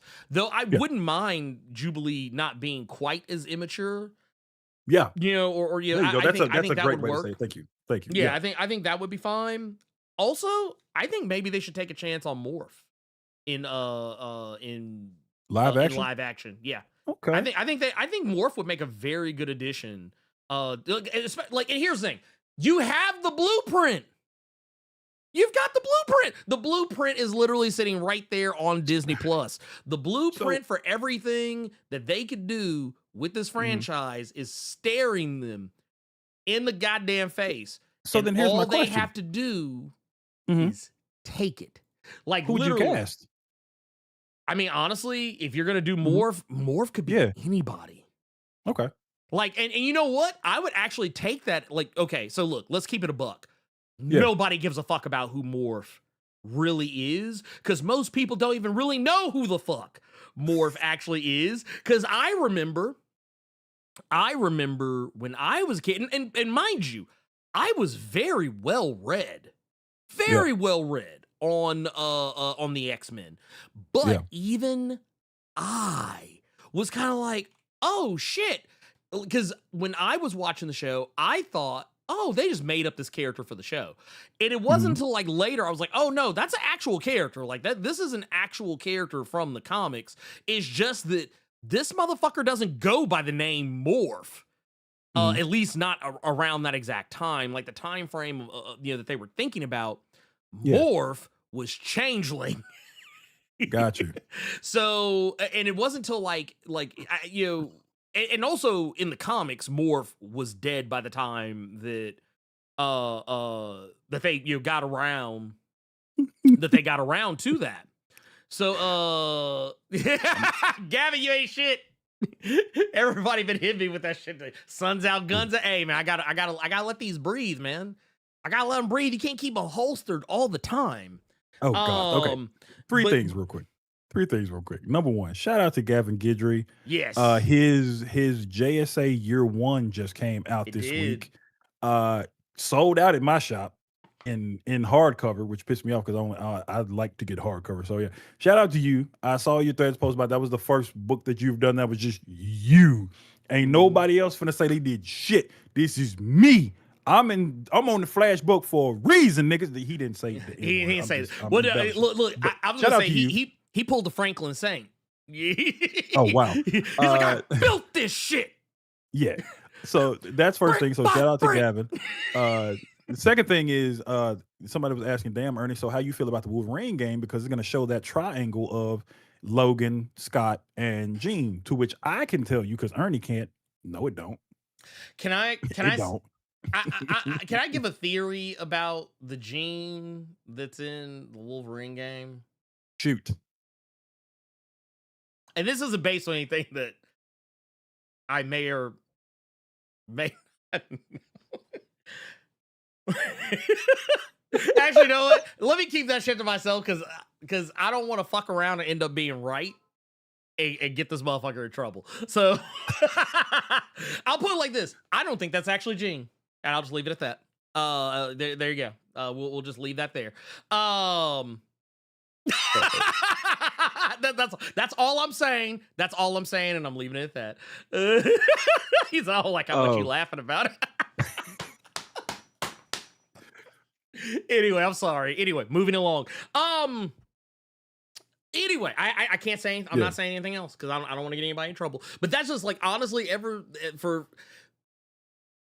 just everything I've looked at, I'm just kind of like, it's the only thing that would make sense. But yeah, anyway. Oh. Okay. We'll have a conversation when we're done. But I can tell everyone there is no triangle in it. Yeah, there's no. Yeah, and also it's a dumb thing. It's a dumb thing. But like I just want to make something clear though. X-Men 97, X-Men 97 is giving you Russell the blueprint. Dauterman, man, that looks so good. Dude, Russell's goated. That looks so good. Honestly, I kind of want to get this as a print. Yeah, like one of them big comic book shop ass posters. Yeah. I want to. And you might be able to. I'm gonna have to see because I think Russell has a site. I want to look and see if he's got a site. And see maybe he might be selling that. Dauterman, Daniel Warren Johnson. There's one more, but those are the like coffee table art books that I would actually want to see. I would like to see that. Personally, and Russell had an art book that was on Kickstarter, and I fucking missed it. He did have one that was on Kickstarter. This was like a couple of years ago, I feel like. But no, like I'm just saying, like you've already been given the blueprint. You know what you have to do. X-Men 97 has basically laid down the chemistry, dynamic, everything, because it's basically pulling from the comics, which has also already laid the blueprint. You don't have to reinvent the wheel. You just do the goddamn thing. You just do the thing, be done with it. Well, wait, what'd you see? Carter is running interference because he's voicing Cyclops. No, I'm not voicing. No, you know what? Fuck it. Let's do it like this. Let's do it like this, and then we'll just move on. That boy ain't nowhere in that game. Easter egg. That is it. I was gonna say, it's just like the Spider-Man games. I feel like this is gonna be kind of par for the course. You're gonna see a lot of characters, but you're probably gonna see way more nods. To characters. Like just like I mean, and this isn't based on any like this is me going off the trailers alone. I don't know if this is confirmed or not, and I might be overthinking this, but I feel like Ogun is in the game. Either that or it's one of the other random Japanese people that Wolverine has beef with. But you know, like Sabretooth and Omega Red and Mystique and I think was it Deathstrike that was that Deathstrike that was in the trailer? Yeah, that was Lady Deathstrike. That's Torque. Anyway, I have. Wait a minute. Hold on. Wait. Shh. It's like you can't tell that nigga nothing. I almost did it, and it was just coming out. Away from the grave, my boy. Dog. $2 super chat from Tubes the One. Don't be like DC and ignore the cartoons that do it first. That's true. You can't. You have to acknowledge. Also, I want to go back there. We got some super chats too, because we got another one here. Also from Tubes One says hiring younger actors to play older characters is better in the long run. It's like the opposite of what they did in the 90s with high school sitcoms. And I couldn't agree more because, dude, how I want to see some because I think I looked this up before, but I don't remember the exact age. But let's see, how old was Tobey Maguire when he played Spider-Man? So okay, he was 26, 27 by the time that the first Spider-Man movie came out, and he was supposed to convince me that he was a teenager in high school. And not to say that Tobey Maguire looked old, but it's just that I knew he wasn't a teenager. And like he also was one of those guys that like I've also seen him in other stuff where he was like more like acting the characters more his age. So just one of those things is like it was very difficult for me to believe him as an actual teenager. I was like, some people can do it, some people can't. But I think what you need to do is you need to go younger. Don't get older people, to play younger. It's always going to be better if you get younger to play older because you can build that. That would be so insane. But I like your chaos, Gearless Mode. That boy said he kind of want to see Docking. He said he kind of want to see Docking. I love the chaos. Fearless Mo just wants to see the world burn because that's all that would happen if they bring Doc and Akihiro as the Wolverine of the MCU. That would be hilarious with him and all his pheromones just getting all under the men and women. You could from the LGBT standpoint because he's bi. So that opens a lot of avenues if they were to go that route. Well, I mean, right here, this right here would be nuts. But Gav's Tom Holland is now as old as Toby was in the second movie. That's my point. Yes, he is. Like, and even now, Tom is like, yeah, I only got about maybe two more of these up in me. He's like, I only got about 2 more of these up in me. And that's why I kept telling people say, no, they're going to hire, like, get you Titi Badaki. Look, if we would have made this movie 10, 15 years ago, yes, she'd have been perfect. Anna Diop, she'd have been perfect if it was 10, 15 years ago. But now, all of these women that, because hell, what was the other motherfucker that everybody kept wanting? Jodie Turner-Smith. That was the other motherfucker everybody kept wanting. Jodie Turner-Smith.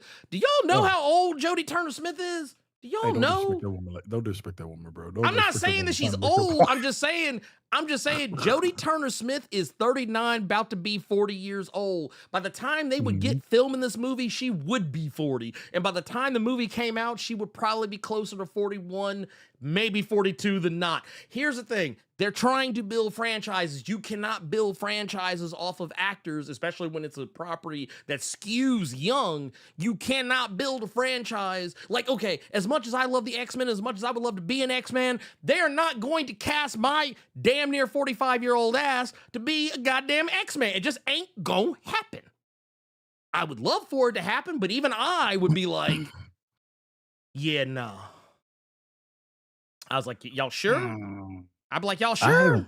I haven't seen anything with her in it for that. What's that? One. He said his second choice for Storm would have been Coco Jones. I've only seen like a few Coco scenes Jones. from her in Bel Air. Here's the thing. I feel like a lot of people they're picking black women that are gorgeous, but I don't know about their acting chops. I think that's the reason they went Broadway with who they casted as Storm. I like Coco Jones, but I don't think I would. I mean, I don't think she's a bad actress either. I think she's a good actress. I just think that I would rather her do something else, like not Storm. I would rather like. I'm not saying she couldn't be like an MCU character. I just think that character shouldn't be. It shouldn't be Storm. Here's my question for you. Since you keep crying about wanting more color, even though they have a black woman on the team, they have a Hispanic woman on the team. What if that last character they got for you, Ernie Carruthers, because they hear your crying, they gonna give you some. They gonna give you and everybody else some color. What if it was Dupe?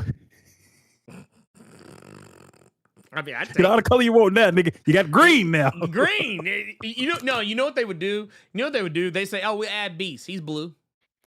Oh, that would be nasty. That would be nasty. No, because that's what they would do. Oh, dog. I would say, you know what? I tell you what. You know what I would want? I tell you what I would want. I see. I'm gonna okay. So Matt Ninja Cat, I'm gonna take your Warpath. I'm gonna raise you a Thunderbird. I'm gonna raise you a Thunderbird. I'm telling you. There were some other people that were saying that as well. Yeah, that would be I would cool. rather it be Thunderbird because Thunderbird never got the love that he deserved in the comics. And Joe Casey actually pointed out something, and we talked about this a ways back. The reason why it's technically one of the reasons why they killed off Thunderbird back in the day. It was one for shock value, but for two, they had two characters on the team that served the same purpose. Because a lot of people, if you're not familiar, if you are reading like the early days, Chris Claremont, of course, there's something you're gonna notice about. Like if you go back and look at that stuff, there's something you're gonna notice about Thunderbird, and then once you see it, you're not gonna be able to unsee it. What's that? Thunderbird is basically just Wolverine, but taller and no claws. Now, I know some people are probably thinking, well, wait a minute. That don't make no sense. It does, trust me. The same type of attitude and demeanor that Wolverine had, even back then, Thunderbird had the exact same attitude. Like here. Got you. Like I am laughing at the comment I see as soon as you said that, and he was like, yeah, he's kind of a prick. Yeah. Native It's- American it's- Wolverine. Wow. Yeah, dude, and even Joe Casey said that, because I mean, look here, look, let me show you. Like right, also right off rip, calling Charles a cripple is diabolical. It's like, how emblazoned did a cripple get way out here? Not that it matters, but hey man, Afro Samurai out here, Afro Samurai Thunderbird out here, just being diabolical. But no, Thunderbird was brash. He was brash. He didn't take any guff. And White eyes. yeah, he did. He called him white eyes. And here's the thing. Something else. Oh, you can stuff a cactus, Custer. The white man needs me. That's tough. I owe nothing but the grief he's given my people. Reading these lines in my head, I hear John Redcorn talking. No, actually, I'm gonna tell you what. No, Benjamin loudly said it. He said, "Looking like Billy from Predator." That's how I read it. I read it in Billy's voice. But no, the thing is, in the comics, Thunderbird, like the same, like, you know how everybody used to cheer on Wolverine for getting in Cyclops' face and constantly like bucking against his orders, basically being like dude, Thunderbird used to do that shit for free. Thunderbird used to do that shit for free. Did he ever walk up to Scott and just gut check him one time? I mean, he came close to it, but he's like, also, I love how everybody was always really racist towards each other back in the OG comics, because like, even though I'm only showing Thunderbird, basically kind of call him Banshee Shamrock, but they used to they would sometimes call Thunderbird Geronimo. They would call Thunderbird Geronimo sometimes. But no, like right here, you see how Thunderbird's like biting back against Cyclops? This is the same shit Wolverine was eating off Thunderbird's plate. Because Wolverine wasn't bucking with Cyclops like this, at least not right away. But like Thunderbird off rip was getting in Cyclops' grill about everything. Anytime Cyclops gave him order, he always had something to say. Always. It was never like okay, yeah, sure, I'll do it. And like right here, boom. Cyclops like, hey, you heard the Beast, X-Men, let's get going. Thunderbird, you're injured. You'll have to stay behind. You want to try saying that through a mouthful of knuckles, one eye? I'm going. Dude, that is basically the I go where I want to go. That's the line. That is the line read. You can't convince me otherwise. I'm sorry, but yes, that right there, I'm down for. Dude, instead of doing Wolverine, give us Thunderbird first. Give us Thunderbird. Dude, yeah, so, okay, I don't remember which episode it was, but there was a video that I did where, like, some of y'all might remember, I was doing a thing with Joe Casey where he would come on and talk about the book and help break down the Weapon X-Men books. And that was one of the things he even talked about. He said if Wolverine didn't join the giant size X-Men team, or if Wolverine just didn't get really popular with fans right away, there's a universe where Thunderbird, and I even joked about this. In the video, is that y'all remember that y'all remember that shot, right? Y'all remember that shot from what was it, House of X? Y'all remember everybody was like freaking out because they thought that, oh man, how are they doing this? What are they doing? They've made Wolverine and Jean and Cyclops. They've made him a throuple. That throuple could have been this. Y'all could have got this. This could have been Thunderbird. God damn it. Dude, I'm just saying.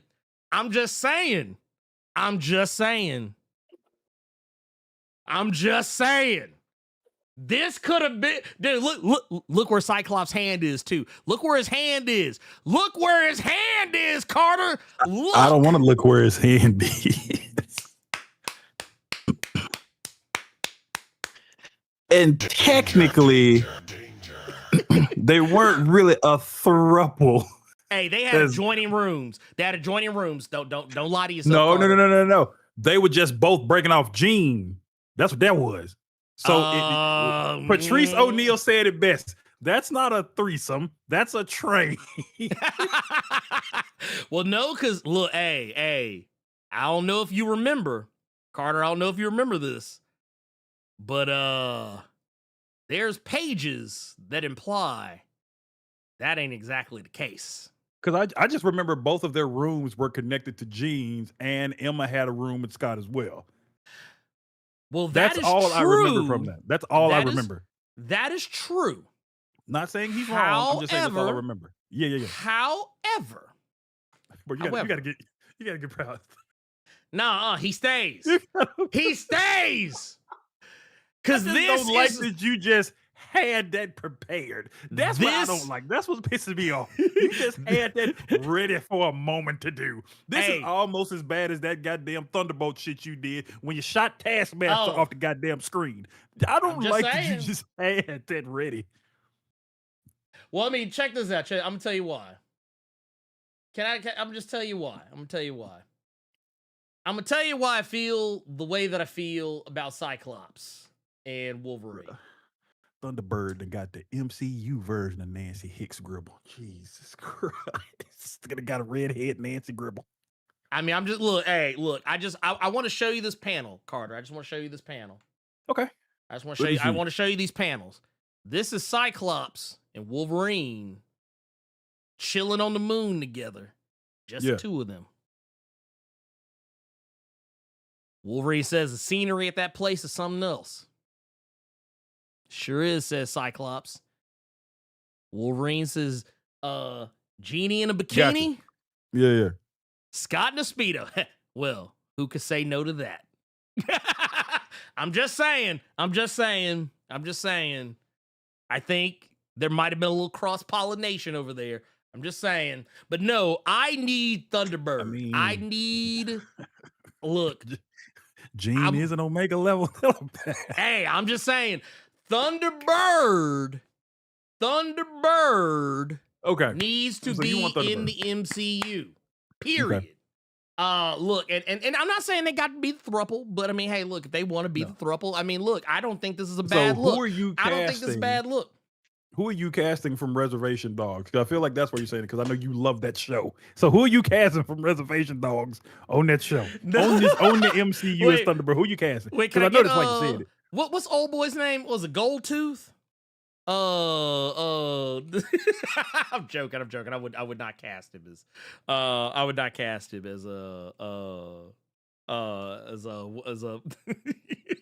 that's his name, Dallas Goldtooth. That's his name, Dallas Goldtooth. But no, I don't know who off of Reservation Dogs I would cast, because I mean, honestly, none of them really exactly look like a Thunderbird. Mm-hmm. Like the only, like, I mean, not to say that not to say that Bear couldn't do it, but I mean, he'd have to bulk all the way the fuck up to do that shit. But I mean, yeah, hey, it's possible. I mean, yeah, it's possible. Yeah, it just Rip Graham Greene 100%. I meant to hit that one, not that one. But yes, the Marvel workout plan does change people. It really does. It really does. And like I said, and for those that don't know who I'm talking about here, I'll pull this guy up so you guys can see who I'm talking about. But here, let me move this over here. Bam. Some of you might be, if you watched Reservation Dogs, then you probably don't need any reminder. But basically, like, this was probably like one of the younger actors that was on there. He played like the main character, a bear. Yeah, he looked like he ready to say something disrespectful Yeah. to Xavier right in that Oh picture. yeah, bro. dude. Oh no, he Jesus would. Christ. God damn, bro.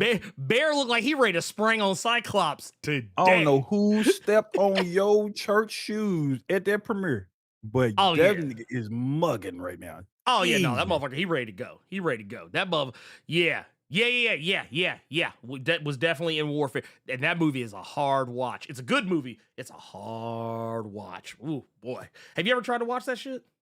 Mm-mm. Warfare. I know what it is, but I didn't. Okay, man. I Woo! watched Civil War, but didn't want to watch Warfare. I was telling somebody else, I didn't serve in the military, but that shit gave me PTSD. I was like, shit, god damn. I was like, I don't know how anybody who actually served in Iraq would be able to put up with that shit. But no, anyway, there was lots of other stuff that came out. We got new we got super chats. Let me before I keep it Yes, pushing. we do. We got super chat. We got more super chats here. So let me pull these up. We got Benjamin Lyons said with the 5 says the casting on point, but doesn't Disney Marvel take like 3 to 4 years to get a movie out per franchise? The cast will be over the hill regardless by the end. That's true, but the date for the X-Men movie has already been set. It's gonna be May 5th, 2028. So they're dropping this as a summer blockbuster film, which I think is a smart idea. They had a date for Blade too. That's true. Well, here's the thing though. They didn't wheel out a cast for Blade like they did for this. Like it's heavily. Also, I'm not gonna hold you. I feel like this production is way further along than people realize. Because if they're already like, I feel like I don't think they're filming yet, but I feel like pre-production is already good and well underway. Also, shout out to Gilles Mo says we already know this is going to be the Jean Grey school era of the X-Men, but I'm happy to not see another Wolverine. But I would like to see X-23 and Beast at the start of this his villain arc. I actually wouldn't be against it. Like, you know what they should do? And Gilles just gave me a perfect idea. I think they should take the. I keep saying this. X-Men 97 is the blueprint. I think what they should do is kind of similar to what X-Men 97 has done and the original X-Men animated series did, is that they didn't start with the original, like the 5-piece original recipe X-Men. They started with the team that everyone was familiar with at the time, which was the Jim Lee Claremont squad. So, or something close to it. And what I think they should do with this is the same thing. Start with this team, but maybe imply that there was a team that came before that team. Like say, like, I mean, it would be kind of weird because, you know, Cyclops and Jean wouldn't be part of that, but you could be like, oh, hey, maybe Beast is a bit older than the other characters, because like he was already kind of around, you know, Polaris and other characters, kind of similar to, they did it with Iceman in the original animated series. Like, oh yeah, him and Angel, yeah, they were on the team way back in the day, but they just, you know, all went their own separate ways and just never came back around. If you could go that route if you wanted to. We've also got, which by the way, this is a 1999 X-Men super chat from Gearless Mo. We've also got Samir 84 with the 499 says Feige will drop the cast in Wolverine early next year. He's waiting until after Doomsday has his time at the box office. If you know, you know. No, like I said, I mean, so here's the thing. I think because of the fact that we kind of already know that there's going to be Wolverine shenanigans in some of these next Avengers movies. I mean, it would be weird if it wasn't. I think it's safe to say that, you know, they kind of want to make sure they get all of the X-Men isms out of their system. Like they'll probably, because let's be real. Them X-Men, them Fox X-Men, they ain't gonna make it out of this shit. Let's keep it a buck. They ain't gonna make it out of this shit. But yeah, I feel like your D23, you've made your big announcements. They'll make more announcements later. We'll find out who some of the other characters are. I don't think there's gonna be a whole like slew of new casting announcements. I just think it'll probably be like 2 or 3 people that, you know, if they add anything else, maybe like another like extra villain or like some side characters, background players and shit like that. That's the one thing we haven't talked about either. I'm wondering what version of Sinister that Adam Driver is going to play. Is he going to do the X-Men 97 OG cartoon, OG comic, sharp teeth, evil Sinister, or is he going to try to go with present day, psychotic, hilarious, bad bitch Sinister? So which Sinister are Honestly, we? I wonder which one he's going to play. I think a mixture of the two would be perfect. Mhm. I think a mixture of the two would be perfect. And honestly, considering that like Sinister has never been on the table before, I mean, yeah, technically he was hinted at and teased in New Mutants, and had New Mutants have actually done better or actually had more competent shit going on, he would have Mhm. appeared. He's technically around, but he's not like actually like physically in the film. Oh, and you know what? Speaking of not physically being in the film, but Mhm. someone who actually was physically in the film, I wouldn't mind seeing Magic pull up. Give me Magic. Hell, Would you still want Anya Taylor-Joy as Magic?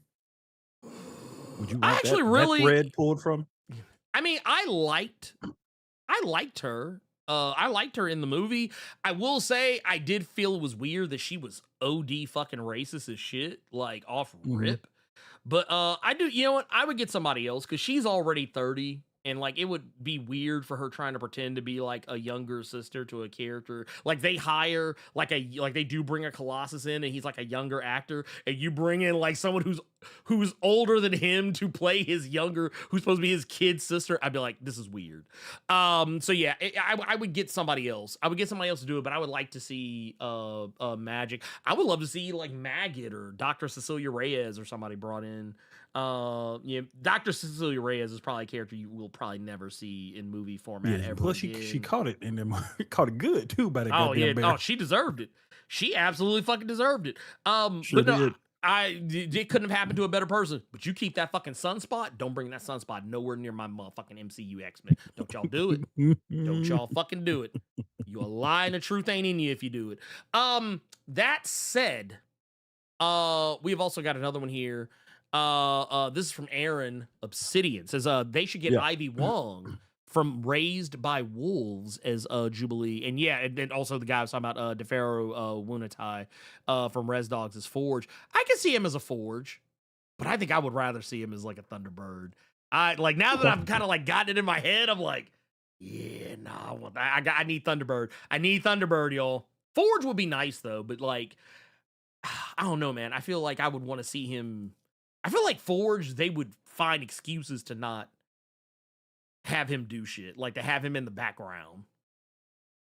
So is Kevin gonna cast a white Brazilian? Mark my words. Oh, I believe you. I 1,000% fucking believe you. That's what's sad. I hate that I already agree. Real quick, I want to do a little quick sweep just to make sure that I haven't missed anything. Oh yeah, let me do this too. Let me pull this up because I know I missed something here. Oh, we did. Because we got one here. Oh It's yeah, here. man, there was a couple of them that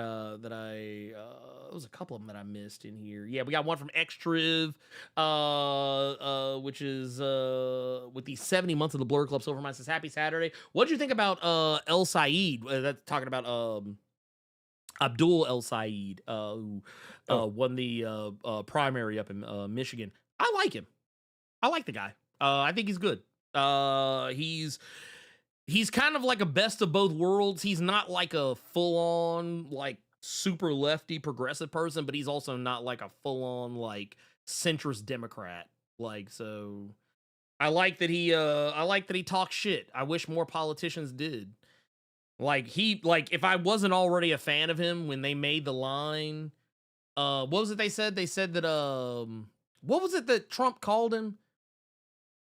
Called him shit or something like that, or he basically referred to him as shit. It was something disrespectful, but I can't remember. Yeah, it was something. Yeah. I knew it was something disrespectful as fuck.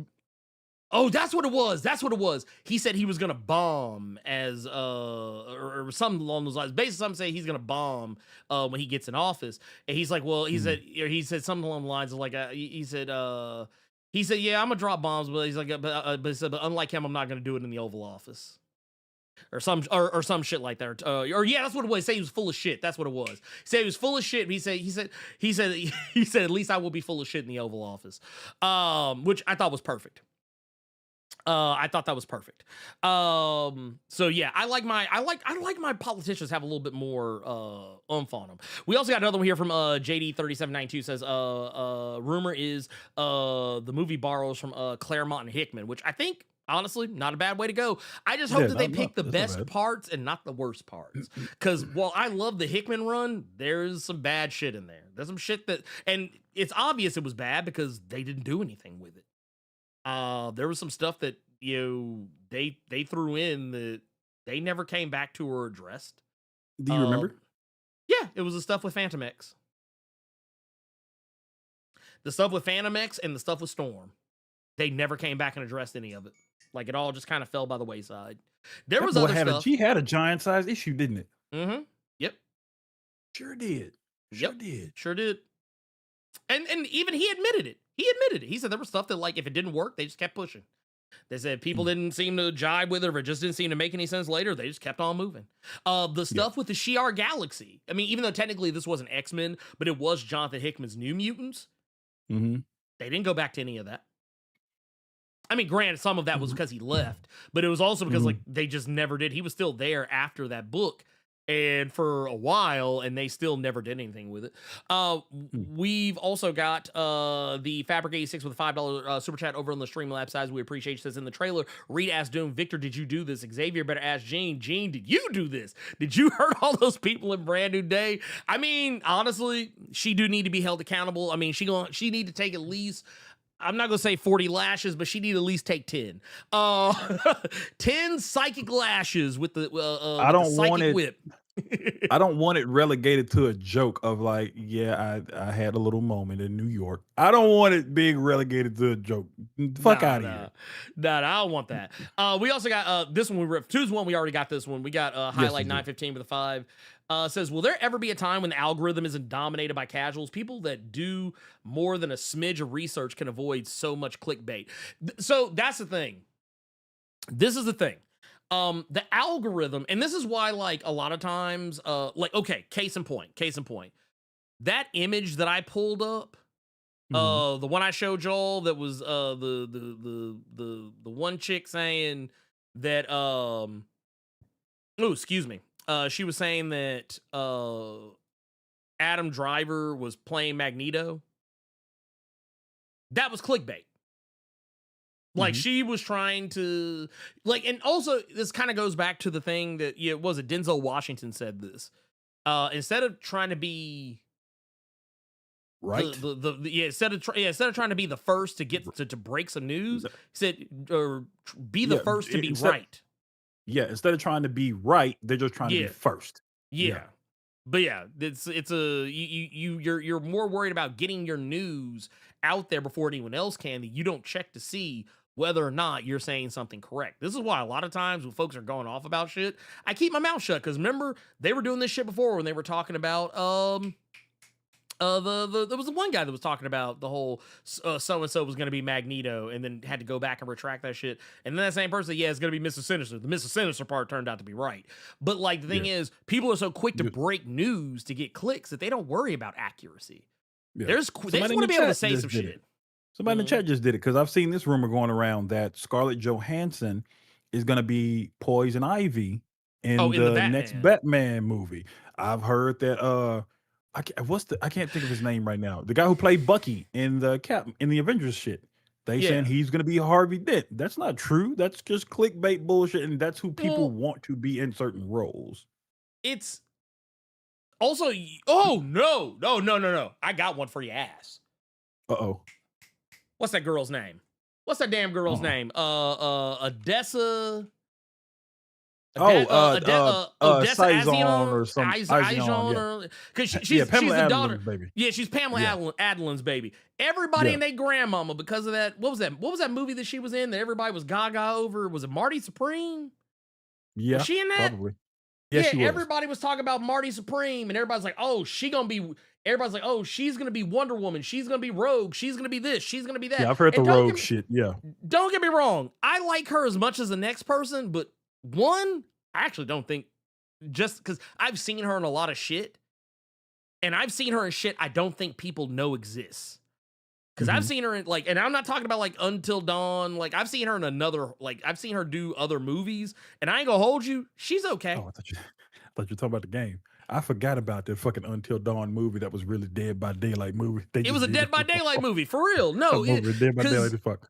she had a couple of horror movies that I thought were just okay. They were just okay. And she did, like, a couple of other movies where I was like, she's aight. She's aight. She ain't anybody I'm writing home about. Yeah, she hasn't been in something to show that, like, she got the skills range. as an actress. Okay, gotcha. Right, because that's what you're saying. Yeah, and not only that, I was like, dude, and honestly, every movie I've seen her in, she's playing the same fucking character.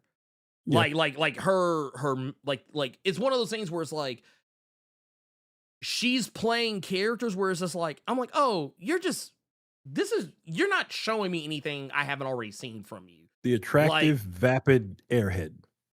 More, I mean, kind of along those lines. And the thing is, like I said, I'm sure she's a fantastic actress given the opportunity. But like when I saw her in Hellraiser, the character that she played in Hellraiser was the same character that I saw her play in Until Dawn, and the character that she played in Until Dawn was the same character I saw her play.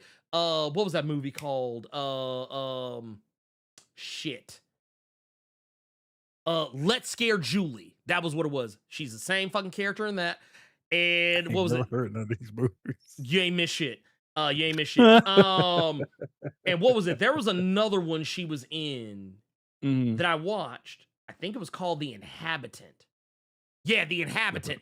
And same fucking character. I was like, honestly, if I put these 4 movies that I just mentioned on a playlist, hit shuffle, closed my eyes and and just listened to her line reads, so long as she wasn't saying anything hyper specific about the movie that would give away the title, I would honestly assume it was any of them.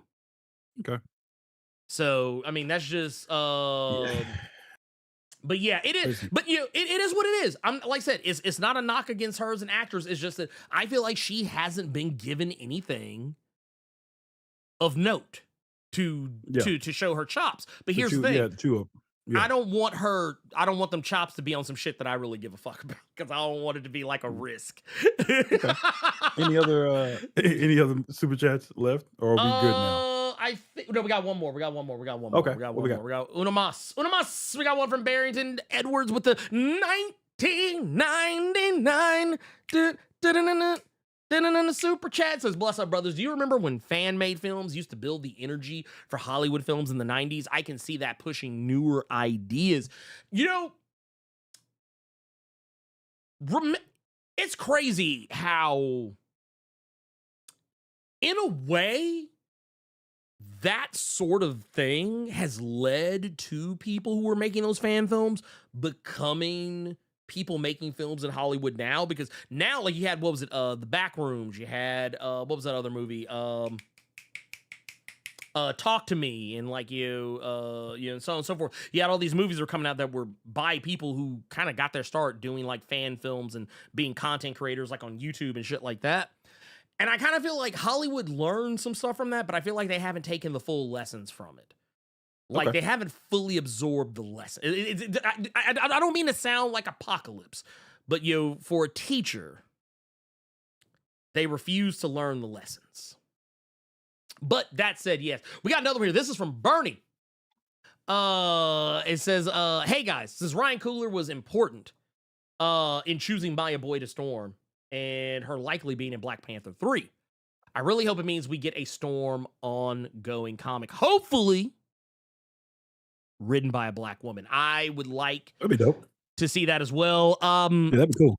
Honestly, what I think they should do, and I think we've already kind of got a little bit of a testing ground with this. I think the person that we need is already in the Marvel office. Just, you need to give her a call, and that's Mickey Kendall. Get Mickey Kendall on the case. Mickey Kendall was the black woman who co-wrote the Uncanny X-Men annual that came out She co-wrote it with Gail Simone. Mhm. Get Mickey Kendall on the case. Call her. Now, do you think writing a comic book could be translated into doing a whole feature-length film? In regards to her? Into Storm? Yeah. I thought we were just talking about getting an ongoing comic. Gotcha. I thought we were talking about... I'm reading. I made the mistake of reading the chat. Oh, because also the chat was talking about a movie. My bad. Yeah. All N.K. right. Jemisin, that's another one. I just N.K. reread Jemisin that again. Matter of fact. Yeah, like I said, Finish I'm just reading saying, before I there's take black women out here writing. Yeah, just Yeah. do your thing. You know, all you gotta do is call them. Just gotta call them. That's all you gotta do. I want to talk about, the Vision Quest thing real quick, because I don't have a whole heap of a lot of thoughts on it. Did you watch the Vision Quest trailer, Carter? Yes, I did. Yes, I did. What do you think about seeing Ultron again? What do you think about it? I said it in the Discord when it was posted in there, and I don't say this because of current events. I'm gonna say it just like I said in your Discord. I'm not saying this because of current events. I'm just saying it after watching that trailer. Marvel could have kept this. I'm not gonna hold you. I'm actually Honestly. excited. I'm actually excited for it. I want to see it. It's gonna be feel silly. like It's gonna be silly and whimsical. I feel like X1. The only reason I would even cut it on, and I'm not even saying to watch the entire series, I would just look up what episode he might be on, is James Spader. But other than that, they could have kept this. I am more so, and the reason I said I'm not saying this because of current events that have happened, but I was more interested in seeing like what Armor Wars could have ended up being than a Vision series that we've been stopped caring about Vision stuff. Fair. I mean, that's fair. Like, that's fair. honestly, I mean, we ain't gonna lie like that, Bird Nerd. We absolutely ain't gonna lie like that. Wait, what happened? The Vision trailer looked better than the Lanterns. We ain't gonna lie like that. I'm not gonna go there. But I mean, I will say though, I like this trailer. I thought that it did the stuff I needed to see. You know, I mean, honestly, and I know people aren't gonna like this aspect of it, but I feel like, you know, people might not be against the idea of a show that maybe you don't have to do any homework for. You know, a show that you could just kind of show up for. You can just show up for. It doesn't I mean, yeah, you get some WandaVision shenanigans, but yeah, like I feel like this is gonna be one of those shows where like it's not gonna have any like major implications on the MCU as a whole. It's just gonna be a fun show that everybody can just watch and take in, kind of like Wonder Man. Like this, like I like when they, like, I know, yeah, everybody wants everything to be connected, and I mean, it kind of will, but I feel like this could be something where it could just be fun. It could just be something fun that we enjoy. It'd be something fun that's like, oh, okay, yeah, this is kind of cool. Because that's kind of how I felt about Wonder Man. You know me, I wasn't really all that interested in Wonder Man at first. But, you know, the closer it became, or the more it became clear what the show was going to be, that was going to be kind of silly and, you know, a change of pace, I was here for it. And I feel like this could be the same. You know, whether or not it is good is another story altogether. But I feel like they're going to try. And I feel like Marvel is at its best when they step outside of their comfort zone. You know what I mean? No, that I agree with. Absolutely. That especially you can see that with Wonder Man, which makes it even more, you know, wow, they're not going to do anything with Yaya and anything else. Right. But with this, I just feel like it, and you can tell me if you feel differently, of course. I feel like you took too long. You took too long with this one. Sorry. Whoa, talk about how long they wait. Well, I mean, yeah, no, I mean, you're not wrong. No. You're 1,000% correct. But the thing is, like, for me, I'm like, look, man, this should have been out no later than the Marvels. This should have been out actually, you know what? No, I take it back. That shit should have been out by the time that you started dropping like No Way Home. That shit should have been out before you even did Agatha's show. Actually, take. yeah. Hot You know take. what? Nah, you're right. You're right. Hey, you're go right. hold you. Yeah. Hey, hold you, dog. Well, it's Black. Oh, you know what it is? It's Black Widow all over again. It's Black Widow syndrome all over again. You gave us the thing that we wanted, but you gave it to us too late. Too late, Luthor. Imagine coming out with Too the late. movie based on a character we just saw Die. plummet. Right? Like she What's on the that ground. shit from Between the Lions? Cliffhanger. Hanging yeah, from a right. cliff. Yeah. Well, you know what it is? I'm gonna tell you what it is. You know how characters be looking on Family Guy? Yeah, characters be looking on Family Guy when they fall. Yeah. Oh, man. Arm be like all the way cocked back. Like it's like, bro, what are we doing? What are we doing? Yeah, that was insane. That was insane. Like, dude, she literally sitting there looking like this. Black Movie Widow coming on out the ground. next month. Make sure to hit the theaters, kiddies. Niggas just saw that. When is Black Widow? Niggas just saw Scarlett Johansson like this on the 3rd. When is Black Widow movie coming out? The 15th. What? On Disney Plus. Wait a minute. On What? Disney Plus. Come on. Oh, goddamn. But yeah, that's my whole thing with I agree. With Vision Quest. It's like, okay, you took too goddamn long to come out. It's nobody's really. I could see people not even wanting to go back and watch WandaVision or 100%. watch Multiverse of Madness. Like you took too long, and that's always been that was the first thing that came out of my mouth when I saw the trailer. Your ass should have came out well before Agatha show came out. Agatha show should have just been the fun, like, we're gonna give Agatha a whole series, but it's pretty much like an epilogue to WandaVision and Vision Quest.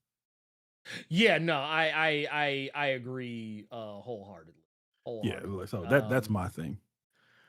I think that the real issue for me and what it'll always kind of be for me is that we need to stop dragging our feet on so many of these things. So let's stop waiting on shit to happen and just do the damn thing. Now, real quick, I will say the Doomsday little thing that they showed. That ate because I'm not gonna hold you. That was a good one. I said it when we first heard his voice in the initial joint. But yeah, Doom sounds amazing. Robert Downey Jr. sounds amazing. And I like the fact that it looks like we're getting as close to Secret Wars, the comic, as you can probably get without it being too fucking goofy and too overly complicated. I like it. Also the fit on Doom. Look at this fit. I ain't gonna hold you for a split second. Yeah. For a split second, let me run it back just a little bit. For a split second, you know what this put me in the mind of? What's that? I started thinking about that cutscene from the first Ultimate Alliance.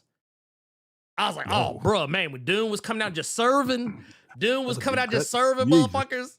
I was like, oh shit. If I found out that they were like, oh yeah, we went back and played Ultimate Alliance right quick and got us some reference cosplayers shots. already having field days. They've been having that shit anyway. But no, after watching this teaser with Doom and this boy like out here resurrecting, I had to go reread Infamous Iron Man again. I had to pull Secret Wars off the shelf. Here's my one thing. This is all I'll say. But this was a good teaser. Magneto being right there is just so funny. Hey, wait a minute, hold on. Bro, let that man rest, big dog. Let that man Wait a minute, rest, I gotta go back. please. Dude, Magneto looks so tired. This man like, man, I just want to take a nap, goddamn it, Charles. Charles! But my only thing that I wish we could have gotten in some form in the Fantastic Four movies, hope maybe we'll get it as flashbacks in this one.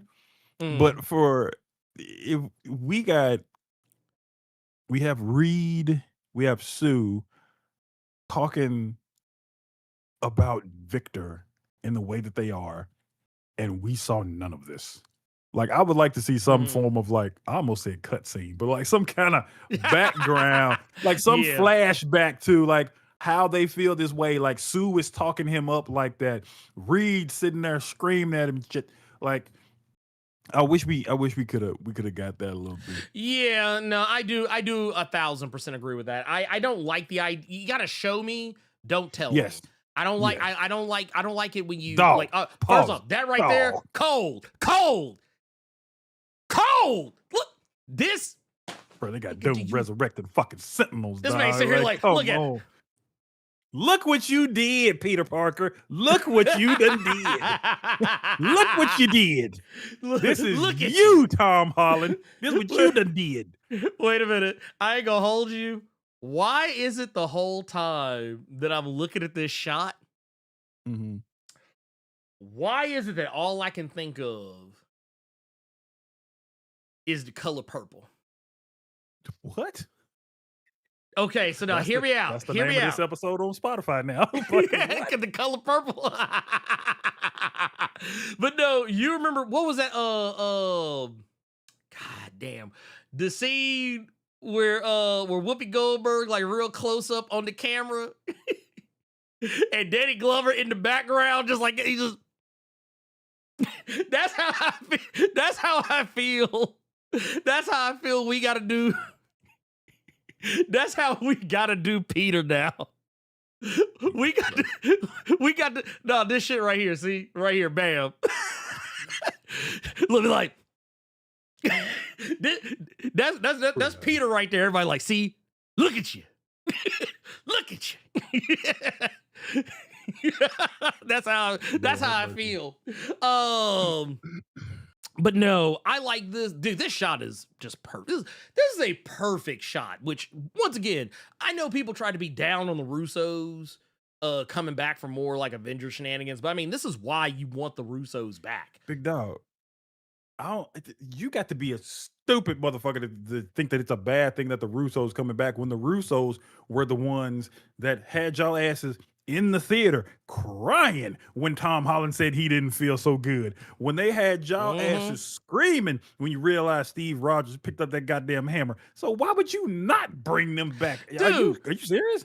Motherfuckers was crying in the theater when the movie ended. Everyone's no, not like this. Oh my God, what is gonna happen? When Thanos smiled and that screen went black, I still remember everybody's crying and groaning that shit went to credits. Because did it say Thanos will return? They got y'all's asses. So no, that's a crazy ass thing to say. Yeah, don't say that shit to me. Crazy as fuck. Well, you know, but they do that shit though. They do that shit, and that's why a lot of time. And here's the thing: half the time we're talking about motherfuckers who didn't even actually see the fucking movie. Okay, like come on, man. All they doing is heat. This is when they own the clock. When they own a lunch break, you got Extraction. So they still dropping heat around here, right? Dog.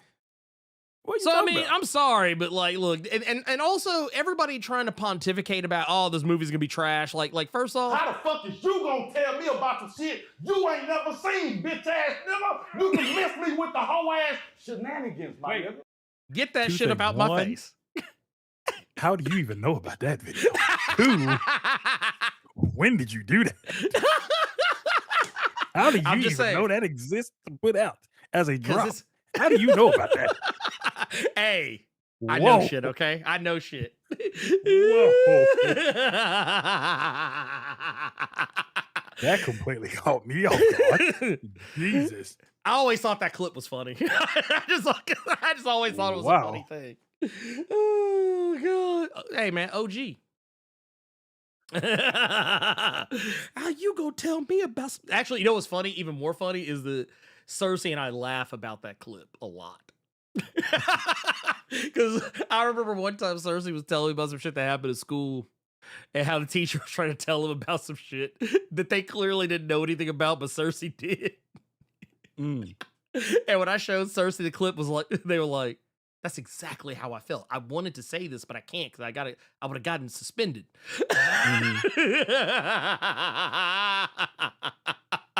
Oh, but no, my thing is, look at this shit. Look at this shit right here. Look Look at him. Look at him. That's Doom. And you know what? If anything, oh, go ahead. No, I was saying, now that I done seen this fit, Yeah. on Robert. Now they need to give me the other one. Give me the God Doom. I need to see God Doom. Oh, the icy white. Oh, that would be nuts. Yeah. Let me see the icy white Doom as like an after credit scene of him sitting on that goddamn tree. That would be great. Oh man, I would fall That would the be fuck great. out. Dude, do you know That would be how cool. hard a scene like that would go? Do you know? See, it's funny you said that right there. Because Uh-huh. if there's one criticism I can give any of this, seeing that shot, Mm-hmm. I wish they saved the Thor shit for when we saw the movie. Could you imagine I do seeing agree. that I do agree. in the theater? I wish they had to save that particular Yeah, one. no, I 1,000% Because agree with you. that first trailer sets up Thor to be serious business. Get y'all shit together. Look what we Mhm. have to do right now. Had you seen that in the Oh, theater? bro. But here's the thing though. I will say I know why they did it. They did it to get motherfuckers talking. They did it to get folks talking because that's kind of the thing. People are out here talking shit about the MCU, but they don't want to like they want to pretend like they don't care. But here's the thing. Y'all already told on yourselves. Y'all sat up and watched a 5-hour stream of chairs getting sat down. Chairs. And I want to remind you. I would like to remind people here. Let's go to the Marvel Studios. Let's go to the Marvel Studios YouTube channel. I'm curious about something. Very curious. Matt Coco is at D23 right now. He said he is going into the panel. I'll see y'all on the replay. All right. Wait, who is? Mad Coco. Oh shit! Hey, That boy's at D23. I heard that. hey! Look, you know what? Here, go. But Yeah, go get you one of them. Get you one of Doom them. Thor moment, that was Marvel's BVS moment because everybody Yes. was talking about how is Batman Carter. supposed to stand up to Henry Cavill, and then Bruce blocked that punch, and oh shit. So yeah, that's what that was. But what you got? Carter, how many views do you think that live stream, that 5.5-hour live stream of chairs being sat down, how many views you think that got? 5.5 hours, mind you. Just chairs. You talking about when it was live or afterwards? No, where it's at now. Oh, I looked at it the following day and it was at like 3 million. And I just laughed because my coworkers and I were talking about it. 6 million now. 6 million. Yeah, that was crazy. Yeah, it was y'all a million are lying. the next day. That's crazy. Somebody lying. Somebody lying. Who is lying? Because somebody in this motherfucker lying. Y'all said y'all ain't hype. Y'all said y'all don't care. Y'all said y'all don't want no more MCU. MCU through MCU. MCU dead. MCU got to be saved. Like, I just feel like all this does is prove yet again that it's just a small, goofy ass minority that has access to the internet that feels like that. Spider-Man proved that those people are full of it. The Odyssey proved that those people are full of it. Right? So, dude, people are first off, come on, man. They're fucking lying. They look. Where is Kiori? Is Kiori still here? I'm gonna quote Kiori. They are lying liars who lie. That is what these people are. Give me this, you fucking cowards. I need this. Give me this. They put this shit in there. Yeah, let me see Benedict Cumberbatch with the shadow fade. Let me see that. let me see that. I wouldn't mind seeing the sheriff. Look, just sitting there like, sheriff. look, got his hands on his belt like he done some shit. Look, let me see Benedict Cumberbatch with the shadow fade that's tapered. I wouldn't mind seeing that right there. I'm with it. But no, they did a fantastic job with this trailer. This trailer is literally eating. And like I said, everybody who says that they're not hyped for this movie, you're fucking lying to yourself. Anyone who says the MCU is dead and they don't care about the MCU anymore, somebody lying, because 6 million motherfuckers done watch that shit. So somebody lying. Yeah, point is proven now. Y'all are full of it. Y'all lying. Somebody Yeah, lying. y'all full of it. Y'all Fuck full out of it. my face with that bullshit. Next. This is next. Yeah. So anyway, here's what I'm gonna do. Yeah. I'm gonna call for an executive decision. We're gonna hold off. We're gonna hold off on questions this week. We can't hold off on the super chats though. No, we're not gonna hold off to the super chats. We're gonna do super chats. We do super chats. We do. Hey, that's good. How many records that Spider-Man broke? Hey, dude, Man. let me hold on. Wait. Spider-Man. Brand new Here's the day. problem. Here's the thing with that. While Ernie looks that up, you all thought y'all were doing something when you bashed the TV shows, and then the TV shows ended up not moving on, and you all tried to take ownership of that, even though that was Yes. Marvel wanting to go like a cheaper route with the TV show because they were spending movie budgets on those shows. Right. Y'all thought y'all had some with them TV shows, and then tried to level up and say y'all could do the same thing for the movies, and then Spider-Man Tom Holland just embarrassed y'all. Yeah. Look at this shit. Look at this shit. $1.7 billion. That is insane. Here, look at this shit. $1.752 billion.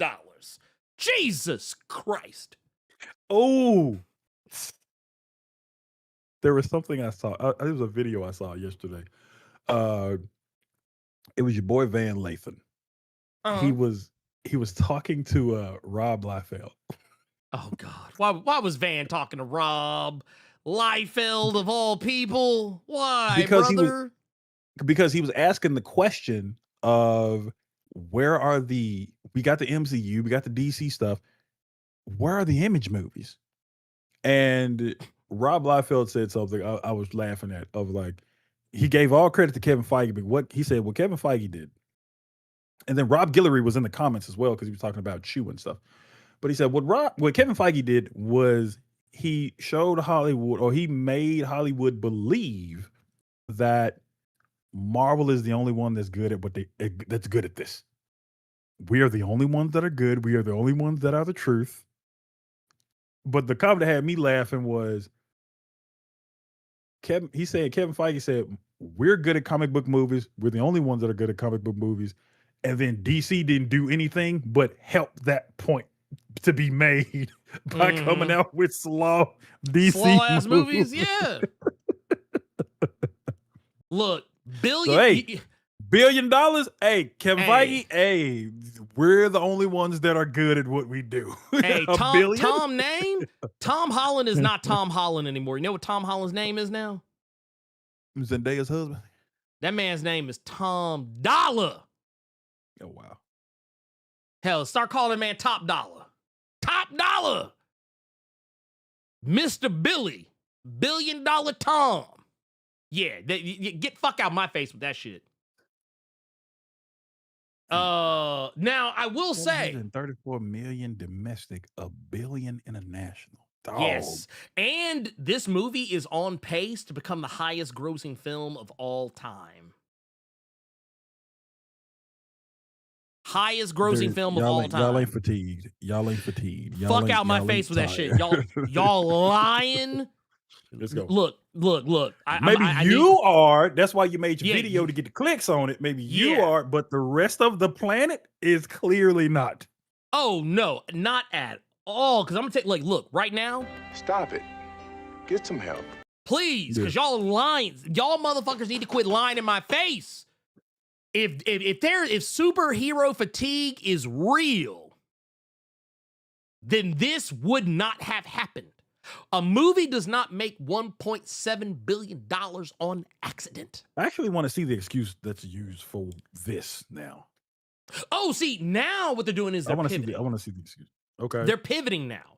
They're pivoting now because now they're trying to take ownership of Spider-Man doing well and saying, see, Marvel did good, but now the DCU is failing. The DCU is on life support now.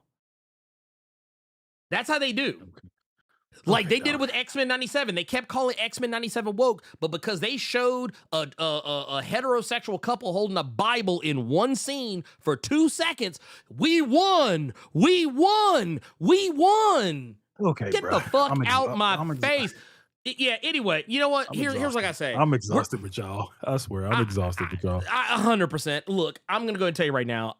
We're gonna save the talk. We're actually gonna save talk about Miles Morales, #1 Infernal Hulk, which also, to be fair, I'm also making videos about those too. So that's another reason why it's fine to kind of save that for next week. We'll talk. We'll kind of talk more broadly when we get to next week, barring any other catastrophically huge news coming up. I will also say that y'all, I need your help on something. I need just like how Charles says to me, my X-Men. I need a little help from y'all. Need a little help. I'm not asking for a lot. Not asking y'all to break me off no bread. Nothing like that. Because we don't do that here. I need y'all to watch my recent videos. Because YouTube has been hoeing your boy hard. Like, I'm talking hoeing me out. I know some of y'all are watching the whitest comics of 2025, and I'm glad that y'all are doing that. Thank you. Mike Madsen, Blerd. To me, my niggas. Hey, Carter, do you remember that? Do you remember that bit? No. Remember when folks said, "Oh, they're not going to call the X-Men movie the X-Men. They're going to call it the Mutants." Yeah, I remember that. And they were like, we were like, "Oh, so what they going to do? Be like, so hey, man, 2 tickets to the niggas, 2 tickets to the niggas, please." Okay, I forgot about that. But no, here's what I need y'all to do. I've been putting out a lot of really good videos, and I've been putting a lot of work into these videos too, mind you. Yeah. I need y'all to lend me your hype. Don't give me the hype on this. I don't need the hype on the. I don't need the hype on the VODs. The VOD is fine. The live streams are what they are. But please consider going to my most recent videos, at least the ones that have been posted within the last 7 days, and hit them with that hype, because YouTube.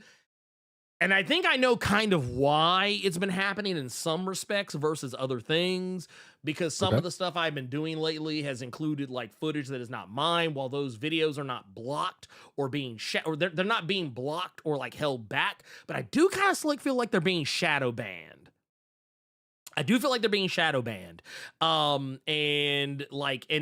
don't have a whole heap of a lot of evidence to back this up, but when I go back and look at some of the videos I post that are kind of closer to stuff I normally do versus some of the other stuff that I have been doing, I've been kind of noticing that this has kind of been the case. But yes, if you could please go hit my most recent videos, the last 3 videos I've done in the last couple of weeks, which have largely been X-Men 97 focused. I do have some other videos to be coming out before too much longer. I just kind of been in this, I've been in an art zone, and that's kind of a little bit why. But yes, go check out those videos. Use the hype. Also, please, if you can, I would really appreciate y'all hitting that like button while you're here. If you're new here and you have not checked out this channel before, but you're enjoying the content you're getting here, hit the subscribe button and tap the notification bell too, because that is going to help you make sure you never miss out on any of my videos or my live streams. Like I said, there's something really weird going on with YouTube right now, and I'm just it's crazy, and I don't 100% get it. But yeah, I've been talking to other creators. Views are kind of down across the board for a lot of people. I've talked to a lot of other cats, and they pretty much been telling me the same thing. I'm like, oh man, views are down. And it's like, yeah, mine. Yeah, they're like, mine are down too. Nobody's really getting the views that they would normally get. So that extra bit, that extra, hitting that like button when you would normally forget, or hitting, maybe sharing the video when normally you probably wouldn't have, or using the hype, when you didn't even know it was a thing. Those things can help. That's the new meta. So I really need y'all's help on this. And like I said, we can get more people hitting that like button, more people hitting that hype button. Dude, so much more shit can happen. But anyway, right here, we got another one here. Oh, this right here is kind of speaking to it. Says Gearless Mo with the 1999 super chat says a certain creator made a complaint and your videos are not getting shown. Interesting. Right? I feel like I've been slick shadow banned.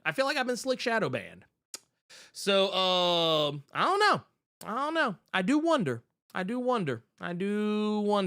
So, like I said, I've seen it happen before with other channels, other creators. I've seen it happen. Like I said, I'm not immune, but I do want y'all to help your boy out and help get these likes up. Yeah, like I said, any of my videos, like hyping, you can only do for recent videos within that week. But like, you can always go back and like a video. Like, go back and watch some old videos. Check out the playlist. I got an X-Men 97 Explained playlist right now that you can go check out. That's flush with content. And the whitest comics of 2025 videos out there that you can go check out. I think it's a video that's incredibly late, and I don't know if Gavin is still here, but the video is finally out. So there you go. And I thought that it turned out really, really, really fucking good. And it's Boba Fettuccine says, my subscription feed misses a lot of uploads and always from the same creators. Exactly. That's what I'm saying. Like, it's a lot of people. There's a lot of people. LJ Brown just said right here, say, yeah, you're right, because I didn't even have a notification on your videos and it never alerted me. See, that's what I'm saying. So this is what I'm gonna say, dude. Everyone's here right now. If you're subscribed to the channel, here's what I need you to do. I need you to go back and check and make sure you got that notification bell hit. You might have to redo it. I don't know. And the thing is, I can't get anybody from YouTube to talk to me about what's going on because I'm not big enough. I'm not a big enough creator to have a partner manager. Like I don't know if some of y'all know that, but like if you reach a certain level of base as a content creator, you can get like you can have a person that you could directly contact to ask about shit. But because I'm not in that range, and I don't remember exactly what the number is for that,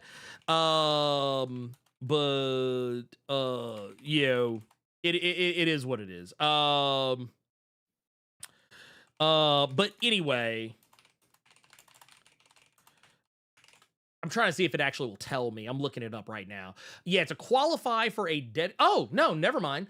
I can actually get it. Yeah, it says to qualify for a dedicated YouTube partner manager channels, however, subscriber count, YouTube determines eligibility channels. Oh, never mind. Actually, I'm big enough. Fuck it. That's what I'm gonna do today. That's gonna be my pet project. Find out why the fuck my shit is getting fucked off. So yeah, there's also other little stuff. Yeah, anyway. Carter, do you have anything you want to say before we get up out of here? Well, we still got to do the other super chats. Oh, I thought we did them all. No, he did you get Mo's hundo? Oh, I didn't see that. Oh no, wait, I didn't see that one. Shit, never mind. Oh shit. Okay. Never mind. I didn't see. I did not see. Well, you know what? Because so full disclosure, I have two different browsers open right now. That was not the right one. Okay, so yeah, we got a hundo. Well, you know what? Let's go ahead and hundo bomb it. All right. This is from Gearless Mo. He said, I just realized we can't have Sinister without Insabanur. So should we expect a new actor for the role? Thoughts? No, it's just going to be Oscar Isaac again. But here's the thing. I don't want to see Oscar Isaac. I don't want to see his face. Oh, if I see his face, I'm going to crash out. If I see... No, if I see his face... No, if I see his face, I'm going to crash the fuck out. And I promise you, I'm not going to be okay because... We could have had this, but they chose to give us this. You gonna put some fucking respect on Ivan Ooze, Ernie Carruthers. That's what you gonna fucking do. You gonna put some respect on Ivan Ooze. I'm sorry, it just is what it is. That said, I have nothing else to say outside of LoreCon. LoreCon, September 26th, 27th, this year. Durham, North Carolina, Durham Convention Center. Your boy will be there. Come holla at me, especially if you're in the area. Come holla at your boy. There's a link in the description if you want to pick up tickets. And yeah, come holla at your boy. I'll be there. It'll be me hanging out with the crew. Be hanging out with Dr. Kiori Knight and Captain Diesel. Most likely. I think they're the only people I know that are gonna be there. That I regularly chit chat with. So I'll be hollering at them. So y'all come holla at your boy. You know what? Maybe I need. You know what, Elite? You might be right. I might pull up with a cape. You never know. I might pull up with a fucking Dr. Doom fit. Y'all don't know. Wait a minute. I need to go to Cookout. Wait, I wonder if it's the same as the Cookout that's here. Because we have a Cookout here. I don't know if it's the same thing though. I'm gonna look it up. Oh, Lord. But that said, that's the show, y'all. We're gonna do questions next week, and we'll be talking about some more comic related shit next week. But in the meantime, like I said, make sure you check out the videos. Make sure you hit those likes, those subscribes, those notification bells. Do all the cool things. Also, go read Heart of the Darkness on Global Comics. And if you are in Durham, North Carolina, I'm going to have physical copies of the Heart of the Darkness comic for you. Yes, you to pick up. I will be selling them at LoreCon, so come holla at your boy, and everybody who picks up a copy gets a signature. You like that? It's automatic. It'll be automatic. That said, everybody, thank you so much for taking time to watch the show. For Carter Presents, I am the Blerd without fear. And you know what? Somebody got to go. So if anybody's gonna go, I think the number one and primary choice should always be Sunspot from that New Mutants movie. Sunspot? We coming for you, nigga!